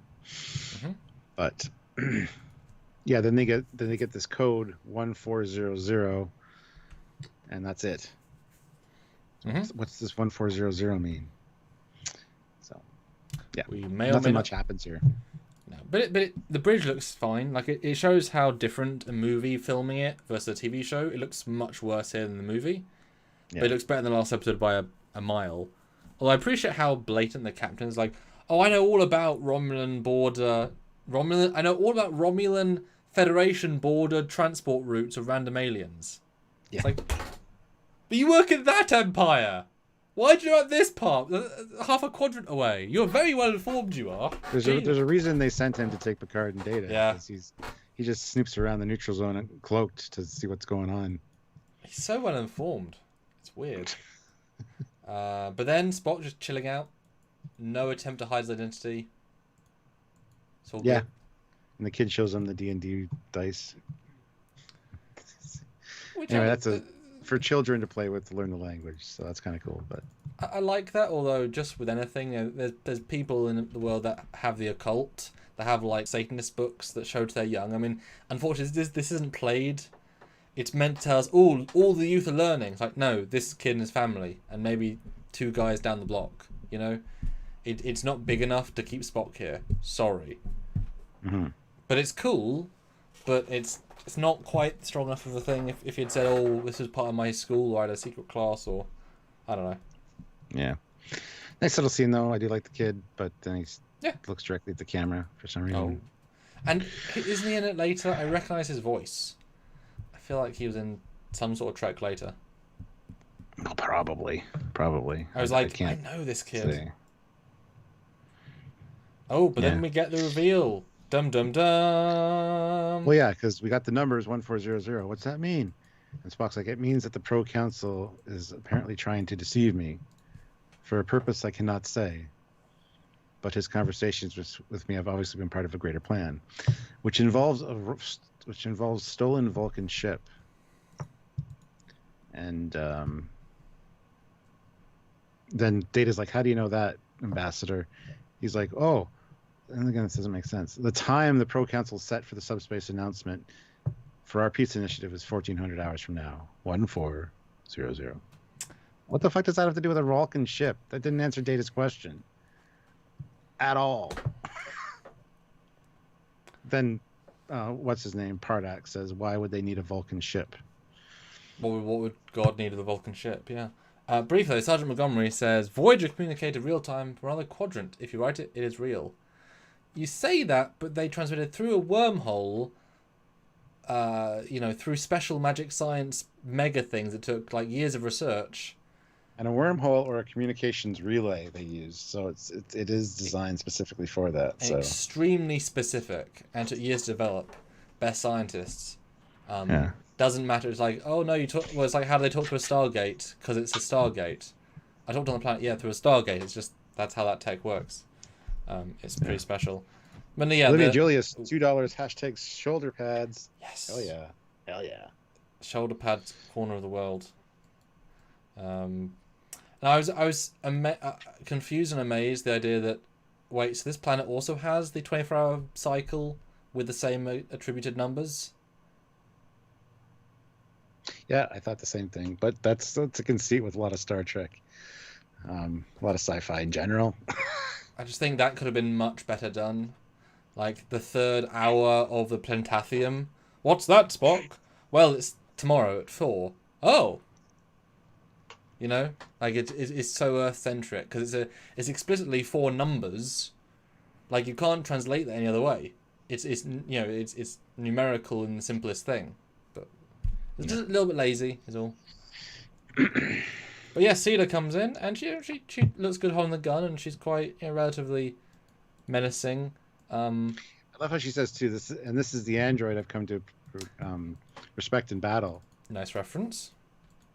But was it battle? No, it wasn't. He was just in charge of a ship that with the tachyon net. Yep. It's like, that's not battle. Sorry. He just broke orders once to detect you and make you go home like a little scared bitch. When she said, oh, hold on. When she said battle, I'm like, what the hell is she referring to? It took me a minute to think. Was there another one that they, like, how does she even know Data? She just knows of him. But anyway, this is the whole, how do you know about this location? Somebody betrayed us. Who? And Spock says, you, Pardak. And he's like, what? We've been friends for 80 years. And Spock's like, it's the only logical conclusion. You asked me to come to Romulus. You set up the meetings with the Pro Council. And you knew that Data and Picard had returned to the surface with new information. So, Mike Bravo, though, $5. They should have used the Golden Galadon core as a sanctioned planet for the Romulans on Star Trek Picard. Maybe the monks could have lived there. Would have been nice. Oh, the Galandon core. Yes, sorry. Yeah, would have been a nice reference for sure. Fleet Pod, $2. And your mother came to respect me in bed. That would have been a great comeback for Data. Yeah, but I was intrigued by the reveal. I feel like it's kind of obvious it's Pardak because he's the guy that brought him here. Like, you know what I mean? It's not played as a big reveal, I don't think. It's like a lukewarm reveal. Like, Sela's like, okay, you're here. It's like, okay, he's Pardak. But at the same token, I thought his way of, he says just goodbye, or he says the greeting to Spock. Doesn't say I'm sorry. He looks vaguely guilty, but not enough to really, like, you believe it that he did this for his country, his city, his, he truly believes he did the right thing. He's just sorry he betrayed a friend of his, but he's fully in the right, and he's not sorry for it. So I liked his acting here. Like, it's been his plan the whole time. Spock didn't know. He did a good job. It's been probably for years planning, as you said, maybe like a 10-year plan, whatever, maybe since Sela got in charge. But it's such underplay. It's like, bye. Not sorry. Yeah. But it's quite a weird way to end the Pardak character, though. It's like, he had such a... Where's Pardak? Here's Pardak! And then it's like, and we're going to throw him away a little bit. Here's Sela's plan here. It's going to be reunification, but it's going to take a different form. We have an invasion force that's going to be welcomely, accepted and welcomed to Vulcan, and they're going to take over. And Romulus is going to have a foothold on the Federation with Vulcan. So that's the plan. It's a weird plan. It is a weird plan. I mean, Sela is a weird plan lady, though. Because she didn't realise that she could just fly over a tag on detection grid or around. Yeah. So she's not, not the best of plans. Let's be fair. Olivia Julius, $5. Never noticed how much those Starfleet uniforms really pop out until you see them next to Romulan uniforms. Yeah. No, for sure. But then we get the Enterprise, Stuart. Again, my goodness, they're here. Yeah, and they're like, hey, London Core, any signs of life signs or any sign of life? The Romulans could have a cloaked base on the surface or anywhere else along the neutral zone. And bye now. Yeah. That's it. It's like, yep.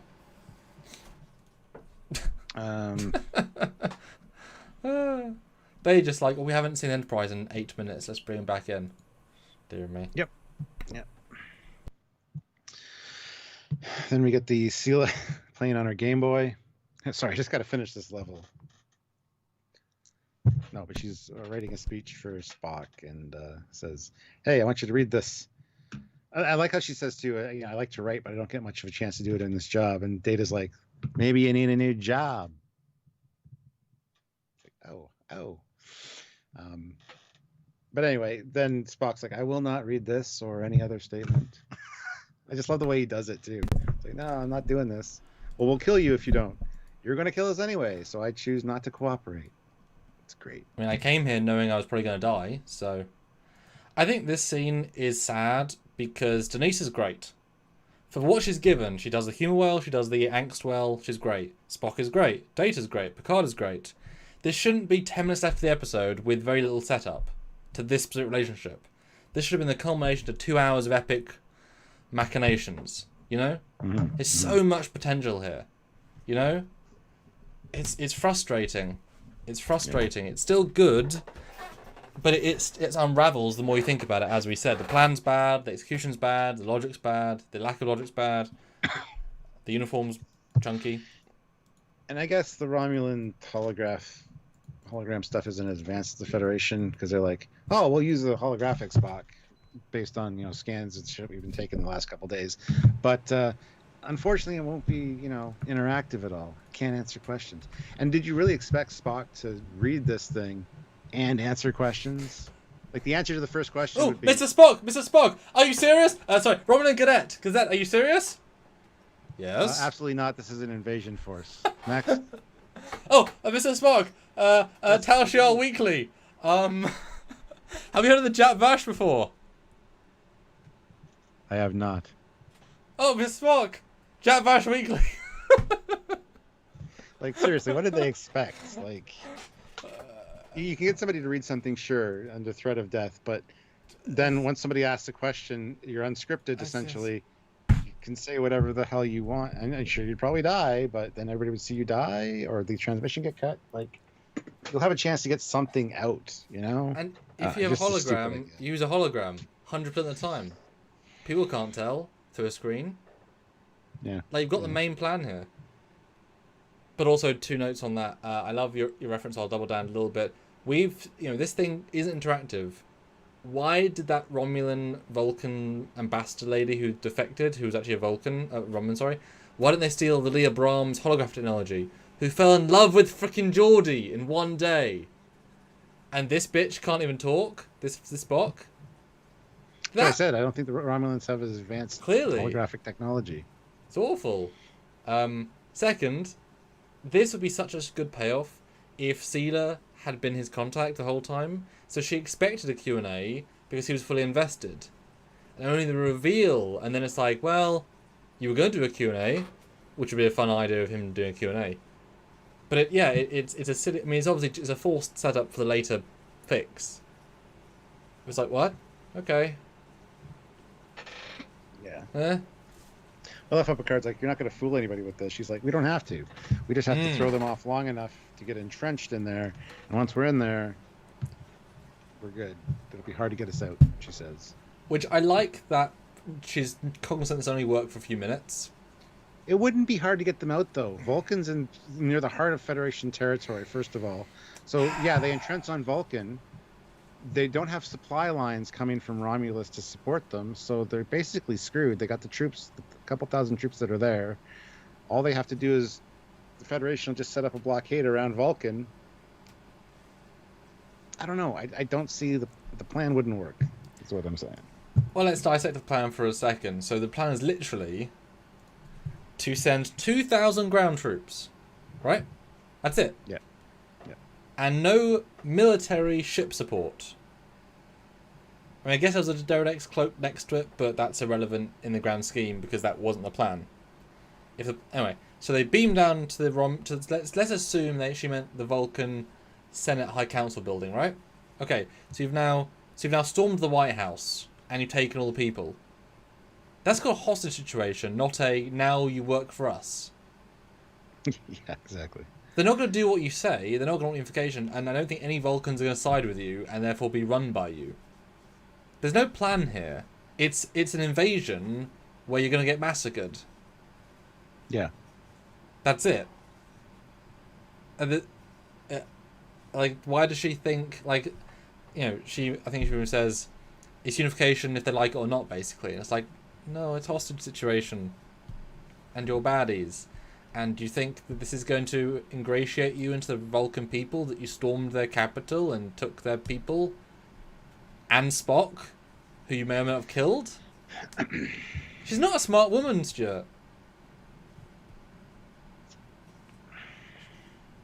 She's really not. Now, if they'd converted Spock It's true. It's true. to her way of thinking, and he was their mole, and he converted from the inside, that could be very powerful, you know? But not.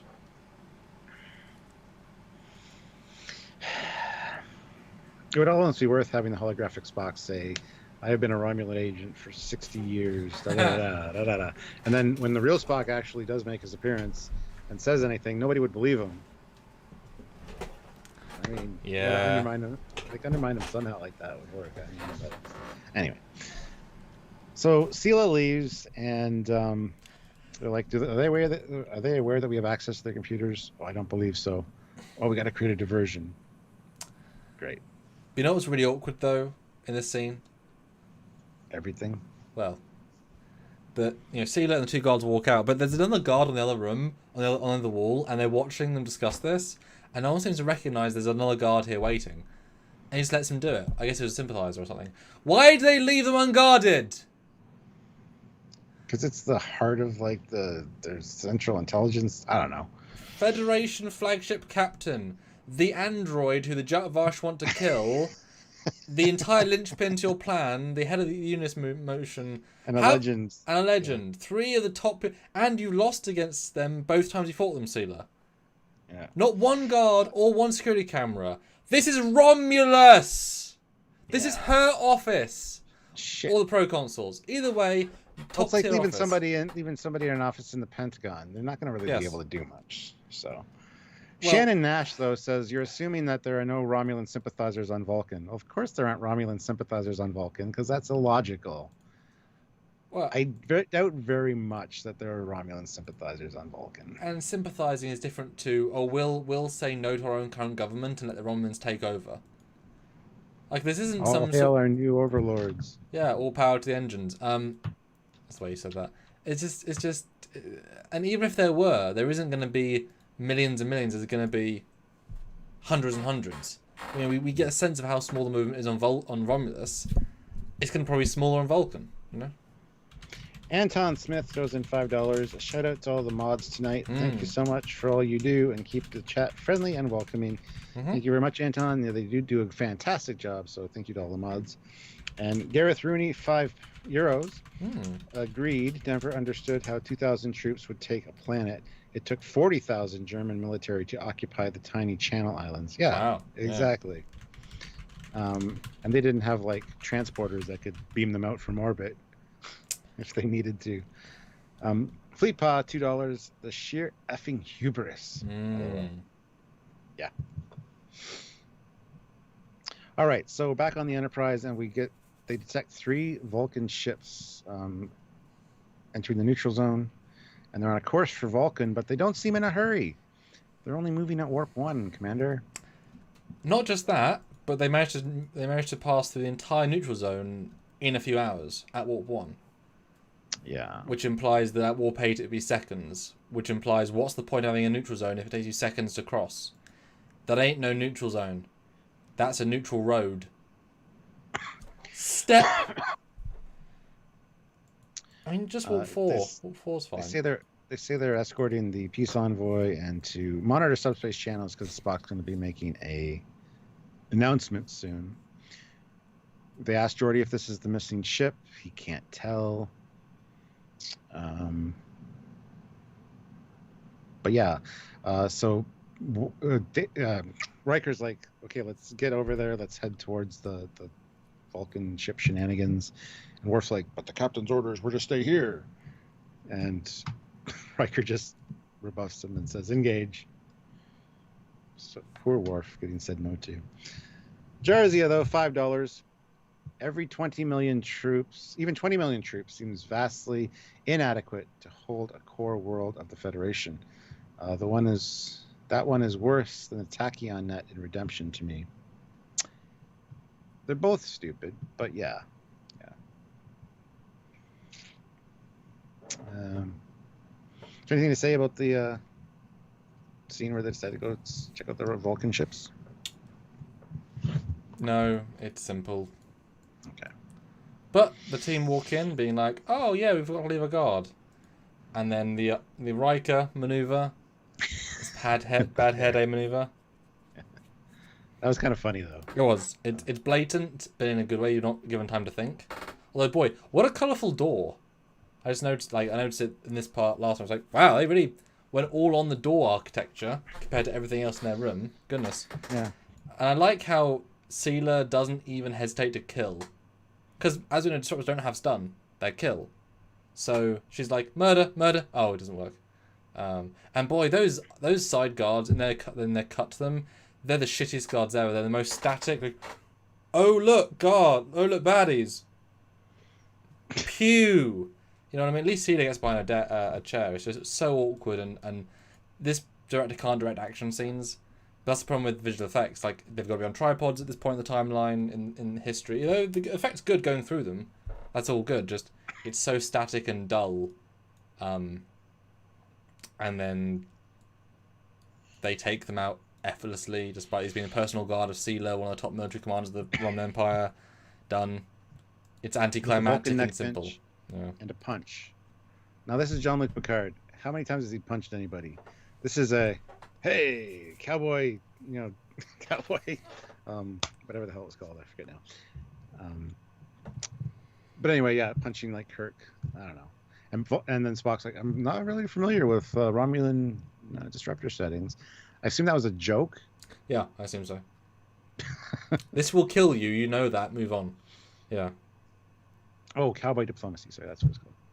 And then Data takes away the wall, and the little joke about you don't think you got Riker's hair quite right. Mm-hmm. Anyway, yeah. Sela tells him it's too late because the announcement's going out now. Then we're back on the Enterprise, and this is the part with Crusher that pisses me off. She wanders up from sickbay and says, we've just received a priority 1 distress call from the colony on Dulasan 4. What? That's something that would go to the bridge. The bridge would relay that to the sickbay. Why? What? That really bothers me, because I'm sure sickbay doesn't get independent orders about disasters that might have to reroute the ship. Pretty sure that would go straight to the bridge. It's not like a police station with a custom scanner for emergencies. Yeah, it should be bridge. Bridge to doctor. We've got an emergency. Check your viewer. There you go. There's been other medical emergencies. It always goes to the bridge. There's a outbreak of something on a planet. Oh no. Yep. So it's in the logical moment, and then skipping a brief scene here, but then Riker says, just check with them first. Yeah, make sure it's legit. It's like, sorry, you didn't check first? Because as a doctor, I would instantly send a message back saying, okay, what do you need? And why did she also wander to the bridge to do it? Why not just message them from sickbay? This is the thing that just came in. I haven't bothered checking if it's real or anything. It's stupid. It doesn't work at all. It's as fake as it feels as fake as it is. And I appreciate that they barely utilize it. It's just a case of set a course. Oh wait, that's not such. Okay, moving on. But it's like you didn't need this moment. It was unnecessary. It's padding 2 minutes of screen time and to give Beverly something to say. Yep. But it doesn't work. Olivia Julius, $5. Hey. Do you want to remember your favorite YouTube show in the shower? Get your Trekyards shower curtain today from the Teespring store. Yeah, the Teespring store has a shower curtain. The TeePublic store doesn't. Don't think anybody's ever going to buy the shower curtain, but what the hell? Go check it out. Links down below. Blah, blah, blah, blah, blah. Anyway, incoming message on all channels, and it's Spock, but the real Spock, because you think it's the hologram, but it's not. He says Federation sensors are tracking 3 Vulcan ships. These ships carry a Romulan invasion force. It must be stopped. And then it gets cut off. And then, Riker's like, Doctor, go and make sure that that's legit, that distress call. I have a feeling that it's a false alarm. And the Enterprise is 14 minutes away from intercepting the Vulcan ships at this point as well. So I just I'm just reading behind the scenes on Memory Alpha of this episode because there's got to be some more stories here. And Michael Piller, who was one of the writers, said Piller was sharply critical of his own teleplay. He recalled, When I looked at the second hour of Unification, which I've always considered a character study of Spock, I realised it was a talkie and nothing goes on. I was very unhappy with that. He elaborated, "It's no secret I was disappointed more by my own work on it than anything else. I remember watching it for the first time cut together and saying, this is dark, it's flat, who cares, it's a talkie. I'm a writer who depends on a great deal of instinct, and they almost always lead me into a good direction. This time I don't think they did. If I had to do it over, I'd do a science fiction mystery with weird stuff and get Spock involved in some form of fashion. It was unfortunate that we chose to do another political story so close to the stuff we just done on the Klingon Empire. It was a very political heavy opening to the season." So even he thinks his Spock episode is worse than Redemption. We shouldn't have been in the cave so long. We should have gone out and had a little more action. Yeah. Yes. Anything to say about the whole announcement and just... I like it. It's well played. It's simple. I think they should cut him off like 10 seconds earlier. But yeah, it's good. It's obvious. Like, no one believes it's a hologram. But yeah, it's good. And then the whole seal is like, you'll never get out of this building. And Data's like, actually, I disagree. Studying the design and structure, blah, blah, blah, blah, blah. And the look on Seela's face, like, ugh. It was great. Oh, and then he Vulcan neck pinches her. Mm-hmm. Always through the thick padding of their uniform, which always bugged me. But and Spock's like, hey, that's not bad. I mean, he has the strength, to go through it. But yeah. Although I don't know why they didn't just take Seela with them, because she's quite a good political prisoner. She has all the knowledge. They could easily carry her. If they assume they can literally walk out into the corridor, into one of the most secure buildings of the Roman Empire, walk through the corridor to this secret exit, they can take an unconscious Seela too. Yeah, and it's like 2 of them are wearing Federation uniforms. They're not even still in their Romulan disguise, which would have made a bit more sense. But yeah, I mean, their escape is so easy, it's barely an inconvenience. It isn't an inconvenience. So just take Seela. Like, why leave her there? She's not a liability. It's fine. Yeah. Like, it's dumb. I assume that would have made better storylines for later. You could have her in Federation custody. Yep. And something like that would have been great. I mean, at the very least, I assume they had to kill lots of Romulan guards on the way to the escape because they had phasers or disruptors, and there is going to be many guards in this building. And many security cameras. And many scanners. Most of the time there aren't humans in our facilities, so a human life sign. No one bothers to do a security scan of one of their lead buildings and sees a human life sign. It's just how many people they have to kill to get out. And that's a more interesting story than a lot of this stuff. It's they didn't think about this stuff, Stuart. They really didn't. Well, the perfect example of this is the next scene where they're approaching Vulcan. The Vulcan Defense Force has already been activated. Blah blah blah. They're approaching Vulcan. Wait, they already got all the way from the Romulan neutral zone to Vulcan. Yep, at warp 1. In like 2 hours, which is like weeks away. I didn't even catch they were literally at Vulcan either.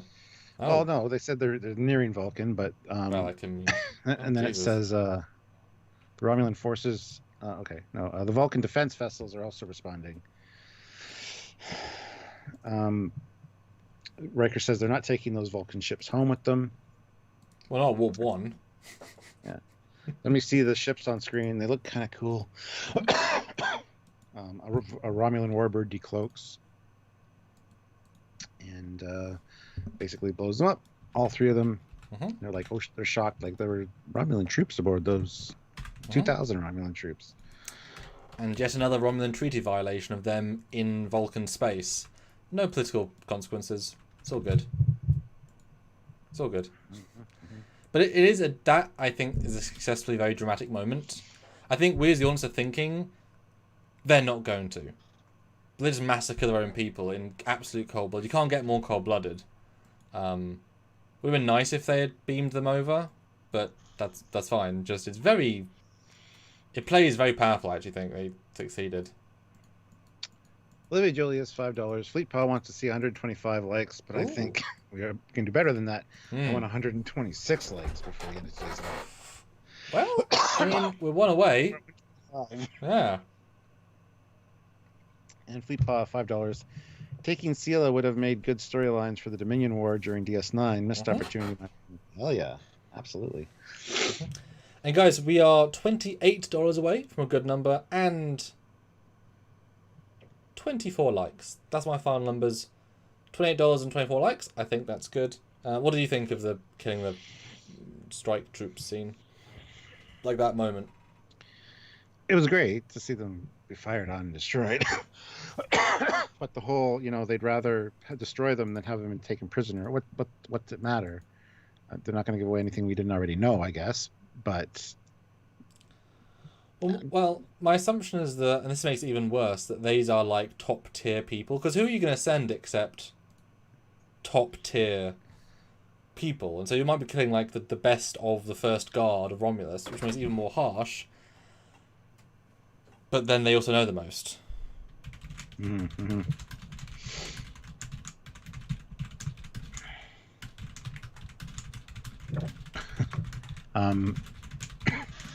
Anyway, yeah, so Riker then says, once the Klingon ship has Picard and Data aboard, notify me. And then goes to the next scene, where Pardak has never seen these caves. We're fine. Really? I thought that was kind of stupid, but... Wait, what was a bit stupid, sorry? Oh, where they say Pardak has never seen these caves, so we're fine. Well, Pardak was your lead guy, like one of the higher uppy-ups. I get you don't tell everybody everything, but for decades, side of the planet, like. Yeah, I thought that. It's like you all, if it's normally you scan the entire cave system. In Discovery, they scan the entire cave system of Kronos. I think maybe Pardak wouldn't know they were in that cave, but they would just scan the caves. It's not, you can't. How are they really being secret on Romulus? Anyway, I always assumed Pardak was hiding them with some inhibitors. But how do you hide from the guy that's been hiding you for a decade? Whatever. I also found it a very odd statement when Riker in the previous scene says, "Okay, let me know when Picard and Data are aboard." What, from their week and a half warp back from Romulus? What do you mean, let me know? We're going to sit here for a week while they're at warp. Really? They're not going to be here in 5 minutes, Riker. It's going to be like 150 hours. What do you mean, let me know? It's played like... This doesn't make any sense, that moment. But yeah, and I think this Romulan lady, once again, super naive. It's okay, Captain Picard. We'll teach our kids and our grandkids and it'll go well. It's like... You naive girl. It's just, sorry, it doesn't play well. It sounds stupid, and it makes Spock's system stay... Well, if he was smarter, it'd be to teach the young people, but he's also naive as well, so it's a contrived end. It's the positive spin to a completely failed episode. Like, everything failed here, guys. Everything. The one ally you had was a traitor, who's still alive, who actually... Do you realize Pardak is going to be looking for you? He knows you. He's been your friend for 8 decades. How can you hide from Pardak? The entire Romulan Imperial army. You have no allies here, Spock. Oh God, Spock, why? Sela's going to wake up and also say, "Where's Spock? Let's hunt him down." Oh God. There aren't that many free caves on Romulus. Jesus. But he's definitely living in caves from now on, I think. Oh, goodness. Then we get the last scene with the 3 of them, and Spock's like, "I'm not coming with you. I'm staying." Anyway, yeah. Spock's like, "This reunification will be achieved. Don't worry. It'll just take us a long time." Essentially, like the early Vulcans, these Romulans are struggling towards enlightenment. Blah blah blah blah blah. It may take them centuries to reach it, but they will reach it, and I must help. Well, it does take centuries to learn. To know it takes centuries to learn. Yeah. Yeah. Brief note, and Tenzin, I think you're right, that the Tal Shiar got a sample of Picard's DNA here for cloning for Shinzon, which I believe is the point they did. Ooh. That works. Mm-hmm. Then we have the whole...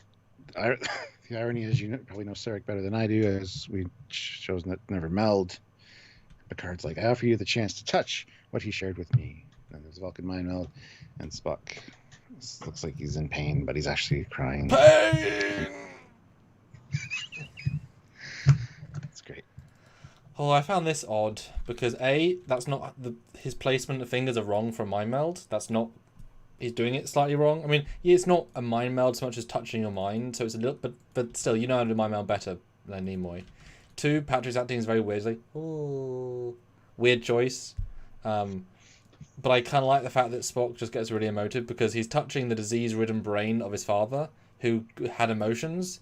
So this would be the worst his father ever felt. So I like these seeing the most emotive raw father. But to end here is like, can you give us one more moment of closure? Because the last time we're going to see Spock in Prime, you know, is sort of vaguely crying on Picard's head.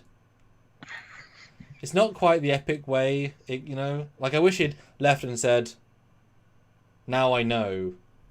Thank you. You're welcome. You know, want to beam up. You know? 2 more lines. Been far more satisfying. Not that it's bad, it's just... It's not as good as it could be, and weird choices by the actors, I think. Yeah. It definitely was a weird choice to end on. But... Especially as it's barely closure. Like, all this shit's still going on. And will Romulans not be in trouble for trying to invade Vulcan? Are there not some political ramifications of that? Well, we talked. Can we just do that all the time? Is that okay? It's canceled out by the fact that Picard and Data were on Romulus, with, in Romulan space so with the Warbird. They agreed to both forget. We'll call that a draw. Yeah. No, I like that. And we got your DNA. So, wait, what? No, nothing. Nothing. Oh, dear. Goodness.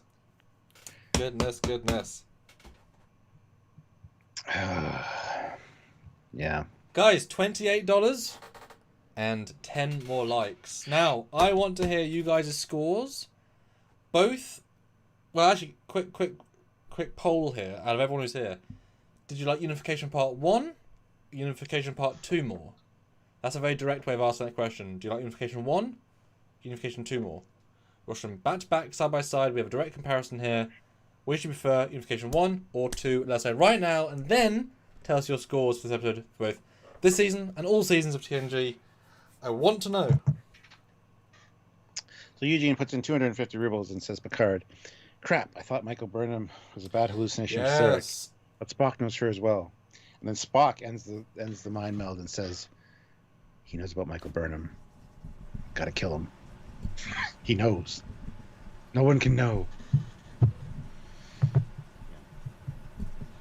Anyway, guys, super chat your scores. I'll read those after we give our final ones. If you just want to put them in the regular chat, Samuel will read those. But let us know which part you like better. We got a part 2, part 1, a part 2.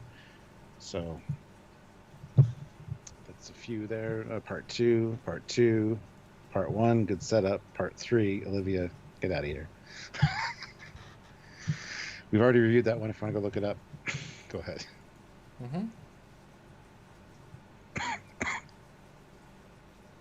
Anywho. What do you think, Stuart?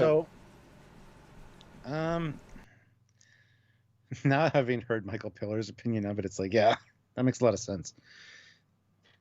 And you said that early on. It's just a lot of people talking in very bland sets. There's a few moments of fun. The whole you got Riker's hair wrong. The Spock and Data scene was great together. There's a few scenes that are really good in this. I think Denise does good. I think for what she's given, she does good. Sela did pretty good, but it's sad that this is her last. Like, she's useless. Every time Sela showed up, it's like, oh, she's a big baddie. No, she was more threatening in the video games that she's in, where they kind of fleshed out her character more than they did in the actual shows. Anybody? Which is sad. Exactly. Yeah, much better. Exactly. So that's kind of let down. The whole Beverly thing, was stupid beyond stupid, and bugged me. It's such a small little thing, but you don't need to include her that importantly in the episode. If you want to do that, you don't have to bring her to the bridge. Just have her be in sickbay and send the message up. It just... Anywho. We saw Vulcan ships kind of from the back. Saw them blow up right away. Great. The whole plan was stupid. My God, this is actually worse than I thought. God damn it. I wanted to rate this one higher than yesterday's, but unfortunately yesterday's feels more like an episode of Star Trek than today's does. You know, this is Spock centric. Oh my God, man. Shit. So Stuart, do you want me to tell you what you said yesterday so you have a context point? 7 and 7. You said 7 and 7. So Stuart, what do you give Unification Part 2?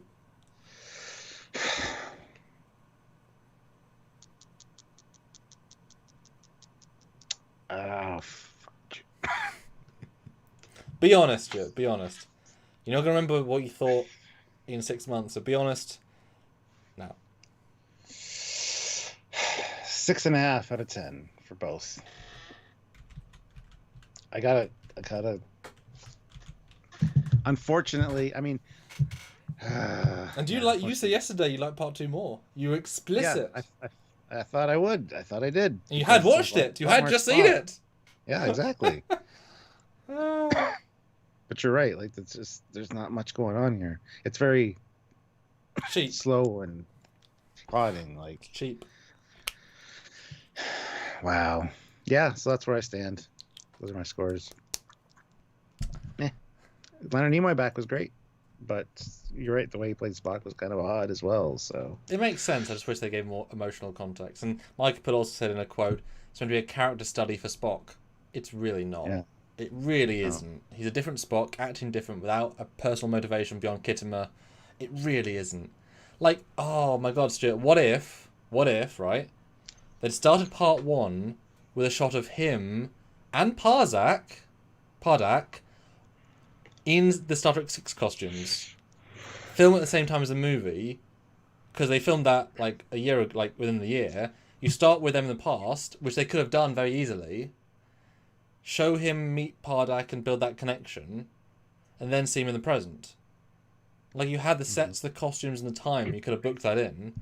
How amazing that would have been to see him in a full Wrath of Khan costume as well on TV, and like see the Star Trek, Enterprise A bridge, him walk in and talk to Chekhov or someone else briefly. Like, they could have planned that scene. Difficult, but that would have been so powerful. He's even got a costume that fits him. It's on the lot. They have that costume ready, tailored for him this year. Yeah. It's always missed opportunities. But this one, Stuart, better than Part 1 for me. Easily, hands down. I far more enjoyed it. It doesn't have any of the fun of the Enterprise D stuff, but every scene with Picard and Spock is good to watch. It's not entertaining per se.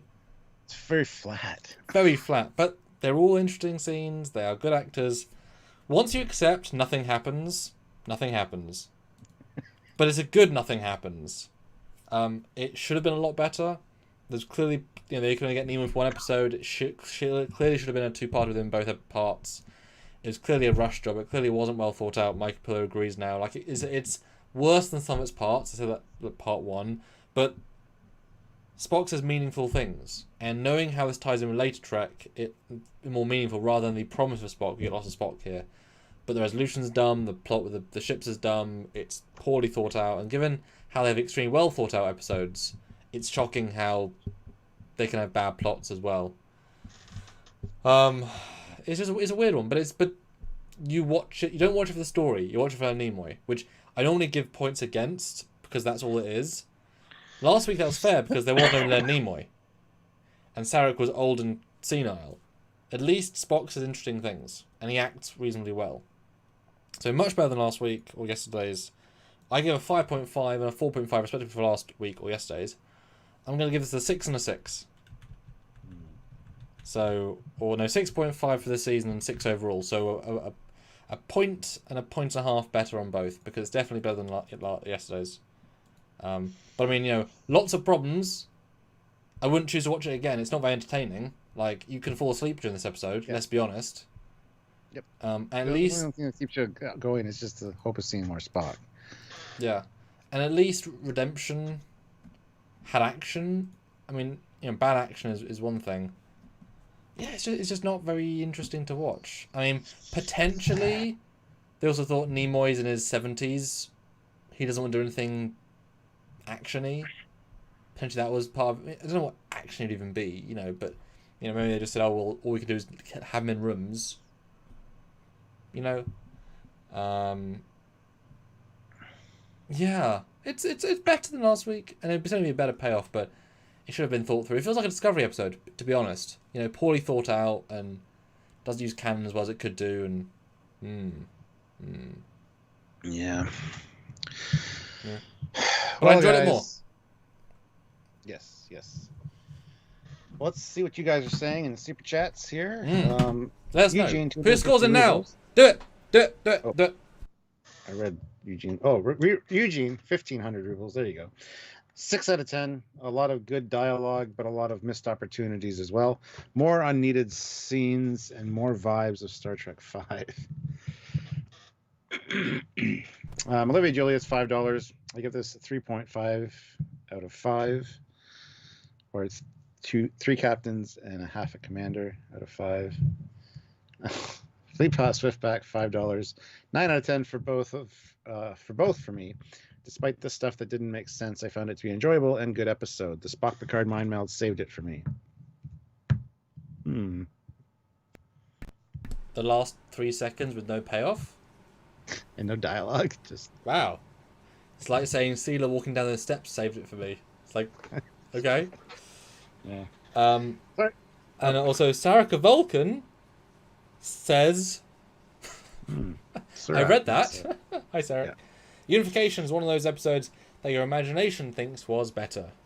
Yes, 1,000%. But the thing is, it's the exact same for Best of Both Worlds. You think they're epic Borg episodes, they're really not. They're really not. It's exactly the same level of should have been a lot better. Really wasn't. Weird ideas. Point, if you see this whole timeline of TNG or Star Trek, these are ones that make a blip. Best of Both Worlds, Unification. Yep. But not you for the don't right remember. Reasons. Yeah, you remember them, but you don't remember most of them if you really think about it. So yeah. Well, it's like you remember Code of Honor for the wrong blip. You watch it, it's not that bad. It's bad in one way for one concept. It's actually an okay episode. But it's like Relics. Relics leaves less of a blip. It's only a one-parter. Far better episode. Far better episode than these two put together. And if Relics had been a two-parter, imagine that they could have had like part of engineering, TOS. They could have had a corridor. Imagine how much more Leonard Nimoy charged than James Doohan. Imagine the budget if they'd, Yeah. Sergeant Montgomery, $2. I won't engage in cowboy ranking. Good line, Prosper. I live in Julius, $5. Part 3 was the best. I mean, we all know it's great that Vulcans and Romulans made up their differences and became xenophobic and renamed Vulcan to Navarre. I mean, I'm going to be honest, Part 3 may be the best out of all three of them. Sorry. It was a most interesting story with less plot holes. And Spock was in it.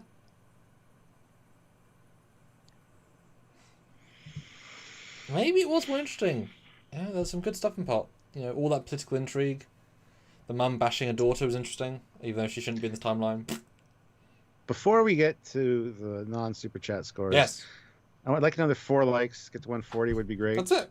Yeah. And honestly, another $7 would be fantastic, just to round us up to a nice number. So if you can, please do. The last super chat slot is there right now. It's held by the Federation President Olivia Julius. So if you want to snipe her and assassinate our president for us, what? It sounded very bad. God, we're so Star Trek 6, aren't we? Yeah. Well, this is where they met, Kittimer. So I mean, it ties in. It's fine. So anyway, if you can, please do. And we got one new member, it says, during this one as well, but I don't remember seeing the one new member join. But thank you to whoever joined the channel. We really appreciate that. It might have been done before the live started. Sometimes those don't come through. Yes. Thank you, whoever it was. And Matt Bowman says, Part 3 was nothing more than Bottle Show. Did you see the game? Nothing more than Bottle Show, done extremely well. Do you know the next episode is nothing but Bottle Show, done extremely well? Well, what's the next episode? Time Travel Man from the past future.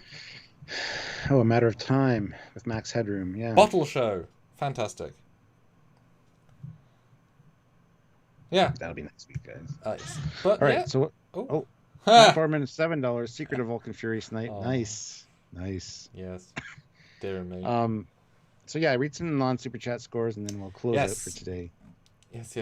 We've got Although in the part 1, part 2, most will enjoy part 2 more.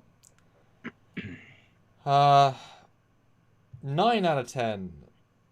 8.9, 5, 7, 6.3, 7, 6, 7, 5.5. That's it. Not many scores came out. Patch, okay? Okay. We got some more super chats come in. Fantastic. Fleetpaw throws in $10. Ask and ye shall receive. Sorry, Olivia, but an assassination is what is required. And then right away, Olivia puts in $8 and says, wait, what? You want to do what to me? I have a security Fleetpaw. Well, your security Fleetpaw turned on you while you were typing that and got you right in the back of the head because he was standing behind you as your bodyguard and just took you out. Well, I think Fleetpaw was played by Admiral West in Star Trek 6.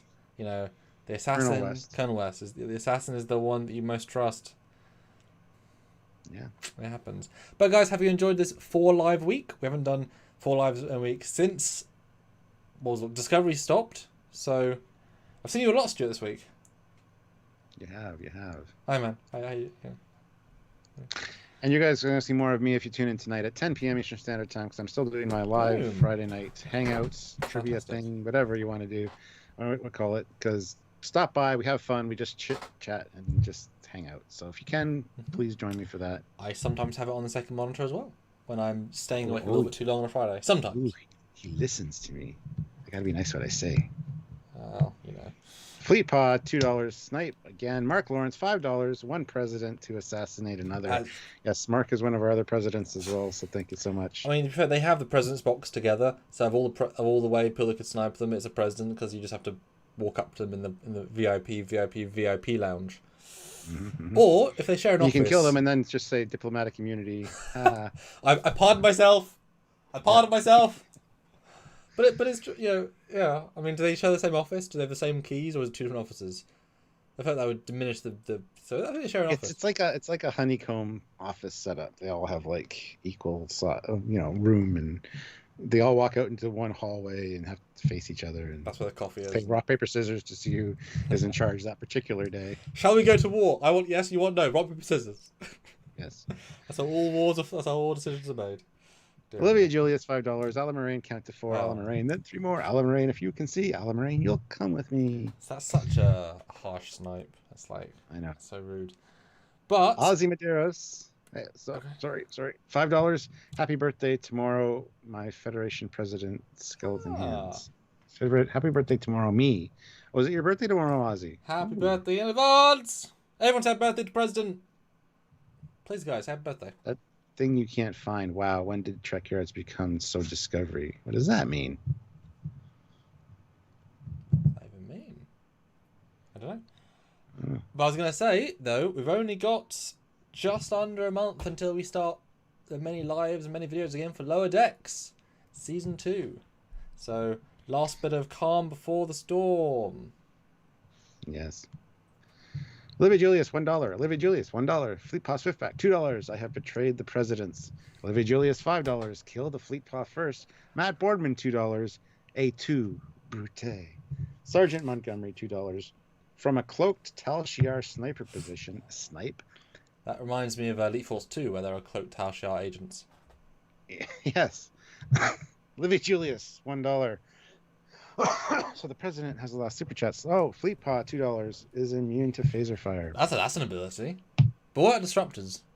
See, now we need $5 to get another fantastic. I know. We really do. We really do. You guys have done great. Like, I really appreciate that. But $5 would be... Mwah. You jumped us up so well, so... And another 9 likes. Why not? Let's aim for 150. Ooh, we're going bold. We're closing out in a minute or so here, but... yeah. So thank you guys for watching. Yeah. Next week we'll have, I don't know how many lives, but we'll be doing a few. And yeah, don't forget, August 12th, new Star Trek starts. We'll have a lot of lives and fun stuff to talk about. And I'm happy to report I'm very cogent that I'll be working a lot of editing time on Lower Decks and all the Treks when they come out. So my time's going to be, taken up. And so I'm trying to do as much Trek shorts as in my own series before that comes in. And I've almost to the point I've now booked 4 days of shooting before that. It's just over a month. They're all going to be in a 3-week period.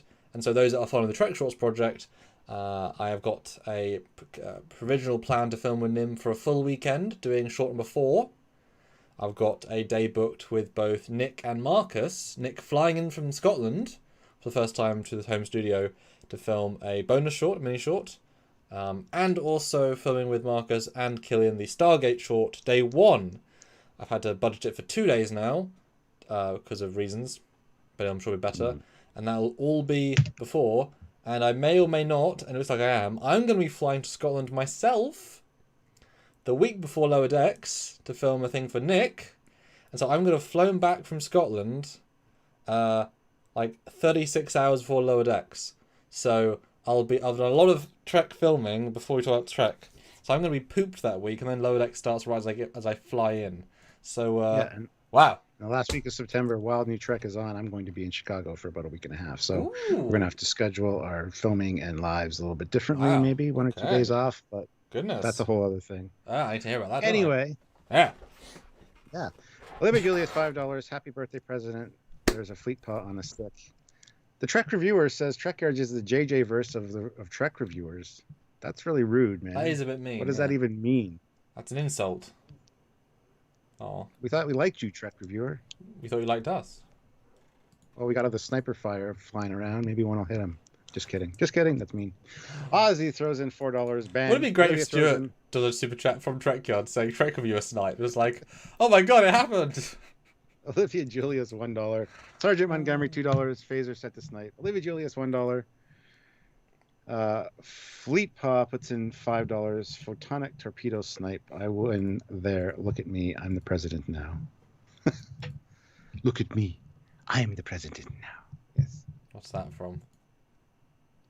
The 10. How about a 10? Everybody's picking on Trek reviewer now. That was below the belt. You should probably take that back. I don't know if it was meant to be an insult, but Gotta assume it was a joke. Olivia Julius, $1 with the final snooper chat, I guess, because we should probably call it quits. Yes, Jeff. And Metallica fan says, will Low Decks be out in the UK August 12th, or is that just US? I don't know. I don't actually know. You would assume they made deals actually in advance this year, so it's not all 6 months late, but I don't actually know. I wish I knew. I probably should know.